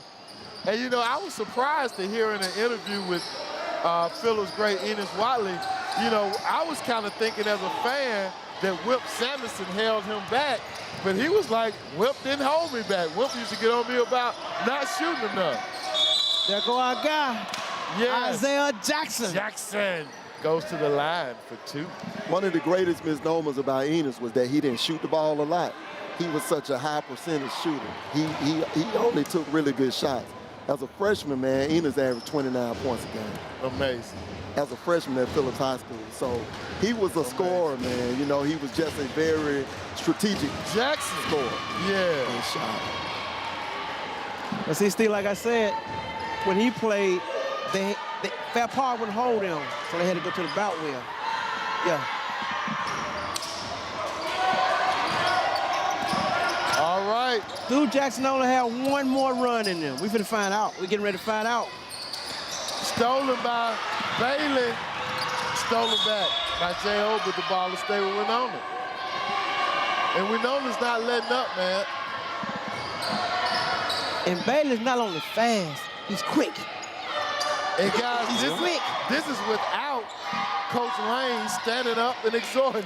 He's sitting down just chilling. I've never seen him sit down that much, Jackson Steve. with the spin move. Good footwork. Oh, my goodness. Amazing Jackson. Woo! And I noticed Isaiah Jackson was one of the captains that came out at the beginning of the game. We see why, though. That's right. Isaiah Jackson. Look at him battling on that low post. He's battling. Wallace. He got some BCS Media in him, Steve. Go ahead, Mr. Jackson. Isaiah Jackson got that football sprint. Got that football sprint out there. Yeah, he does.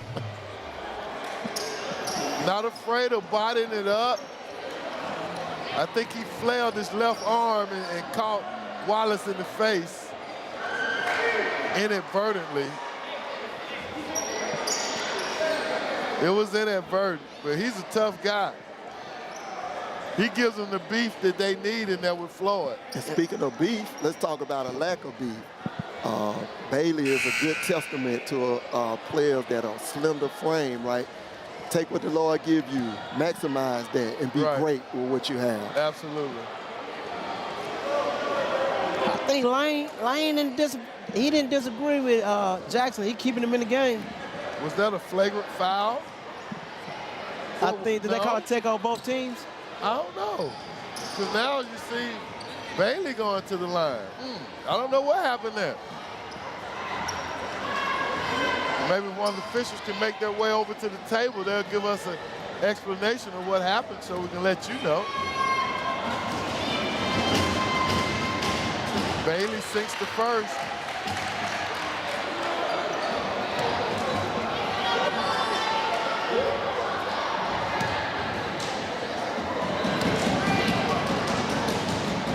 And he sinks missing both.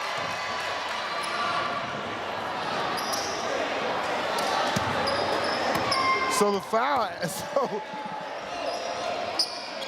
wow. So Wallace took the brunt of that, and I guess he committed a technical in the course of it. Yeah.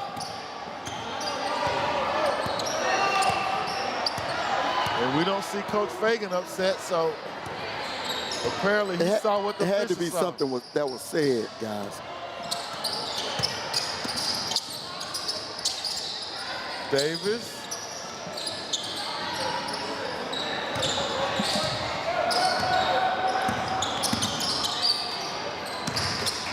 Floyd. No.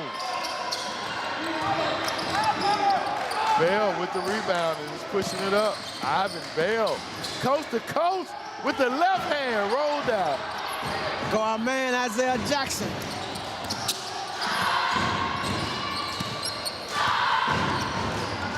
If Bell get loose on the fast break, he's going to snatch the rim out the backpack. He is. And Jackson didn't even play the first half, did he, guys? No, he didn't play the first half. He's replacing Pendleton, and they've grown the lead. Davis tried Bailey with the left hand for two. Just Sean Bailey has 10 points. 3:12 remaining in the game. Oh, traveling. He fell on that one like a fumble, didn't he? Steve, I think Jason been entertaining us so much that we'd have missed some of his points. I know we got to have way more than 10. You're right. He may have. Yeah, we've been over here being entertained. Exactly. Truth be told. Yeah, you got to be in the 20s. Truth be told, 65-43. Steve, Coach Lane is up again. Well, they're going to jump out to about a 5-point lead then.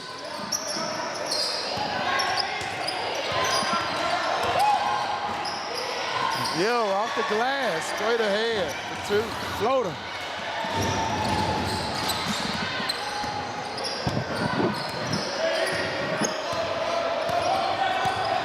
Guys, this looks like a totally different Wenonah team from the tournament.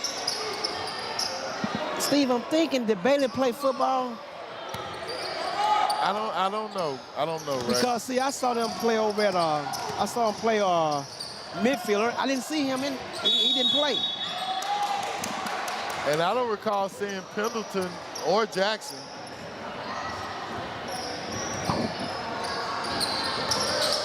I got to go back and watch the video. I'm thinking in the city tournament we didn't see Bailey, Steve. Right. Wallace on the bench for the Mustangs. Looks like he's nursing that nose where he took that inadvertent shot. Deflected by Floyd. Bailey with a 3-on-1. Taylor back to Bailey. Nice ball Perfect movement. fast break. That's how you draw it up. Well, see, Bailey knew, give it up and I'm going to get it back. Yeah. He knew it. Give it up, I'm going to get it back. I'm going to give me some of them rubber bands to put on my knees. Maybe it'll help my knees. They say it worked. 2 points for the Mustangs. The official laughing at me, I think. He's like, I need them too if they're going to work. Yeah.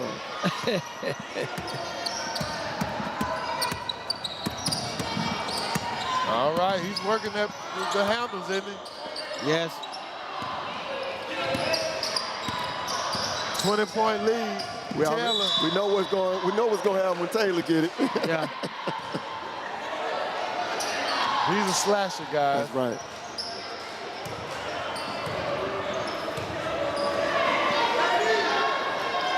And to have a sophomore with as many minutes as he played last year. They won a championship at Wilkinson because they had Taylor, and they had number 3 Penn, and they had a guy, Eric Williams. He left them and went to Fairfield. They had all 3 of them. Yeah. Wilkinson has been doing a great job with their program. Yeah.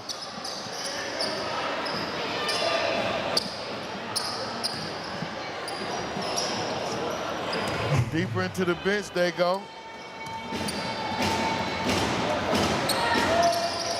In and out, Dorsey with a rebound. Oh, Dorsey turned one over there, didn't he, John? You said something about that hand under the ball. I believe Dorsey may be a little injured this game because he is just not really, I mean, he's a leaper. He's not himself. He was blocking shots last time we saw him, and he's just kind of been out there tonight. Certainly, we hope he'll break out of it and by the next game be back to his old self.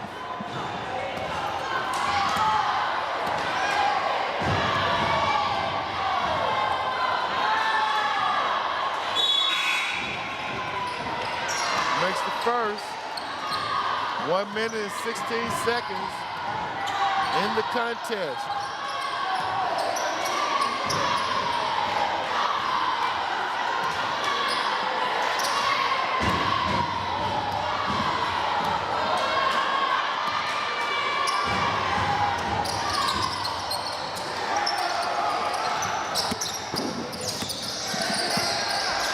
Taylor.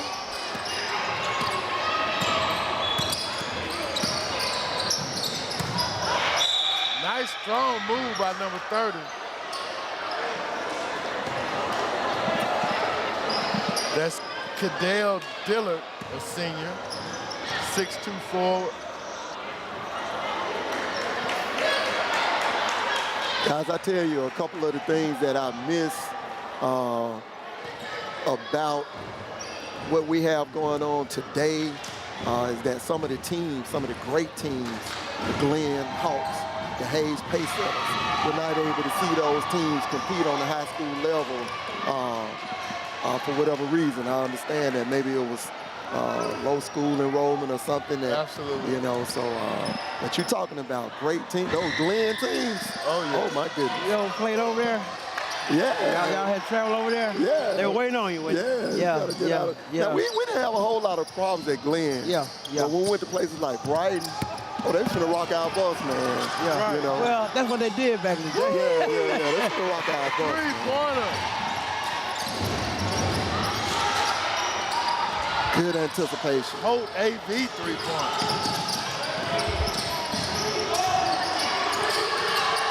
Pull up. And what I liked about Glenn's gym was that it was down in the pit. Yeah, it was like an arena, wasn't it? Yeah, It was down, you came in, you were on the upper deck. Nice move by Taylor. Old school Taylor. And everybody know about all the great players that played at Glenn. Yeah. One of the greatest that rarely gets mentioned, Fred Federico Harris. Yes. 4-year starter. Went out to Portland State. Went out to Portland State, so you know exactly what I'm talking about. What years was he there? He graduated in 81. He was in that class of 81, man. Okay. Oh, my goodness, man. He could jump. Jump out the gym. He had about a 40. Yeah, vertical. man. Wow. Yeah. Pendleton, yes. Can he end it on those bubble shots? Oh! Yeah. The upper room at go. the buzzer. Thank you for the shakalaka to close it out on BCS Under the Lights Courtside. Man, that's what we like in the fellas, action. We like shaking action, even though it was for the losing squad, J.O., that just shows that they didn't quit. No quit in the Mustangs. J.O. brought a lot of grit tonight. Just too much Wenonah Dragons. 5 breathing Dragons tonight. That's right. Dragons were breathing that fire, and they burned up the Mustangs tonight. Yes, but it was a great game seeing all of our good friends coming out. Starworth, what's happening? Guys, what do you think? A 20-point game. Coach Lane came in here with a young team, starting a couple of seniors, mostly underclassmen, and they took it to the Mustangs. Yeah, the score is not indicative of what a great game we saw, though. All right, let's go to Tommy over there with Coach Lane. Hey, make sure you get the ball. All right, Coach, you guys pulled away there pretty comfortably in the second half. What was the difference there? I just think we had to settle down and make some shots and keep them off the free throw line. First half, we were really off. Everybody was missing shots, and we had to pick up our shooting percentage and had to play with a little more energy. Coach, if you're giving out a game ball tonight, who's getting it? Man, that's tough, man. I don't know. I maybe say Bailey because he took a lot of charges tonight, and he kind of got us going, get to the rim. Good deal. Well, go celebrate with your team, Coach. Back to you guys. Absolutely. We concur with Coach over here that Bailey was the man. He set the tone. He quarterbacked them greatly, and he's well deserving, John. Yeah, I agree with Coach Lane. A really good team effort, but Bailey stood out as he gets the game ball today. Absolutely. Ray, what you think? Well, when people see the score tonight, they're going to say, well, they got blowed out. But they didn't, because they just had some spurts where they didn't score. That's good. And when you don't score against a number 2 team in the state, you're not going to win. Absolutely. And yes, the Dragons are the number 2 team in the state of Alabama 5A, second only to the BCS Rams and Rams. And the good thing, they could meet. Yes, they Absolutely, could meet. they could meet, guys. I don't know where they're going to meet on the crossover out of the area. I don't know yet, but I got to look it up. But that would be a matchup. But Rams, you got to come with it. Yeah, and I think that the Dragons are ready. Coach Lane clearly has his boys in peak shape. Now, one thing I like to say, guys, over these next 2 weeks, this would tell a whole lot about who's really ready to play ball in January. Because, see, some of these coaches may be inclined to relax. Yeah. But those who really want to come out of this break ready to roll when you get to region play, they're going to practice, and they're going to practice hard, maybe even on Christmas Day. I'm excited, guys. And then, Steve, not only that, when you start, everybody makes the playoff. And like the 1975 Philadelphia, anything can happen. That's right. Anything can happen. Your record don't matter. Everybody's 0-0 when you start the playoff. That's right. Absolutely. Well, let's talk a little bit about BCS Early College. We just had a great announcement last week about that program being incorporated into the curriculum at Wenonah High School, and we have it now, Wenonah and Woodlawn. What is early college, John? You can take courses and graduate high school with an associate degree at the same time. You got to be kidding. No, I'm not. Oh, my goodness. That's what the kids in the Birmingham City Schools have the opportunity to do.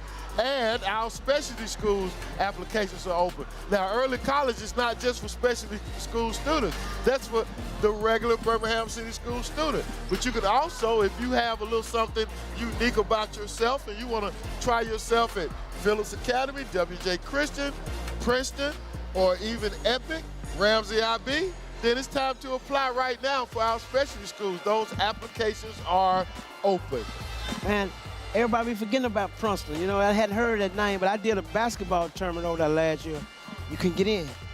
Yeah. Now, our next courtside matchup is coming up on January the 8th, and that's Ramsey against the Moody Blue Devils. Again, we get to be homers then. John, you're going to have to come back and get some of that Ramsey love with us over there in the gym that named after Coach Willie Scoggins. I'll be there for sure. Absolutely. I will be there for sure. Ramsey against Moody.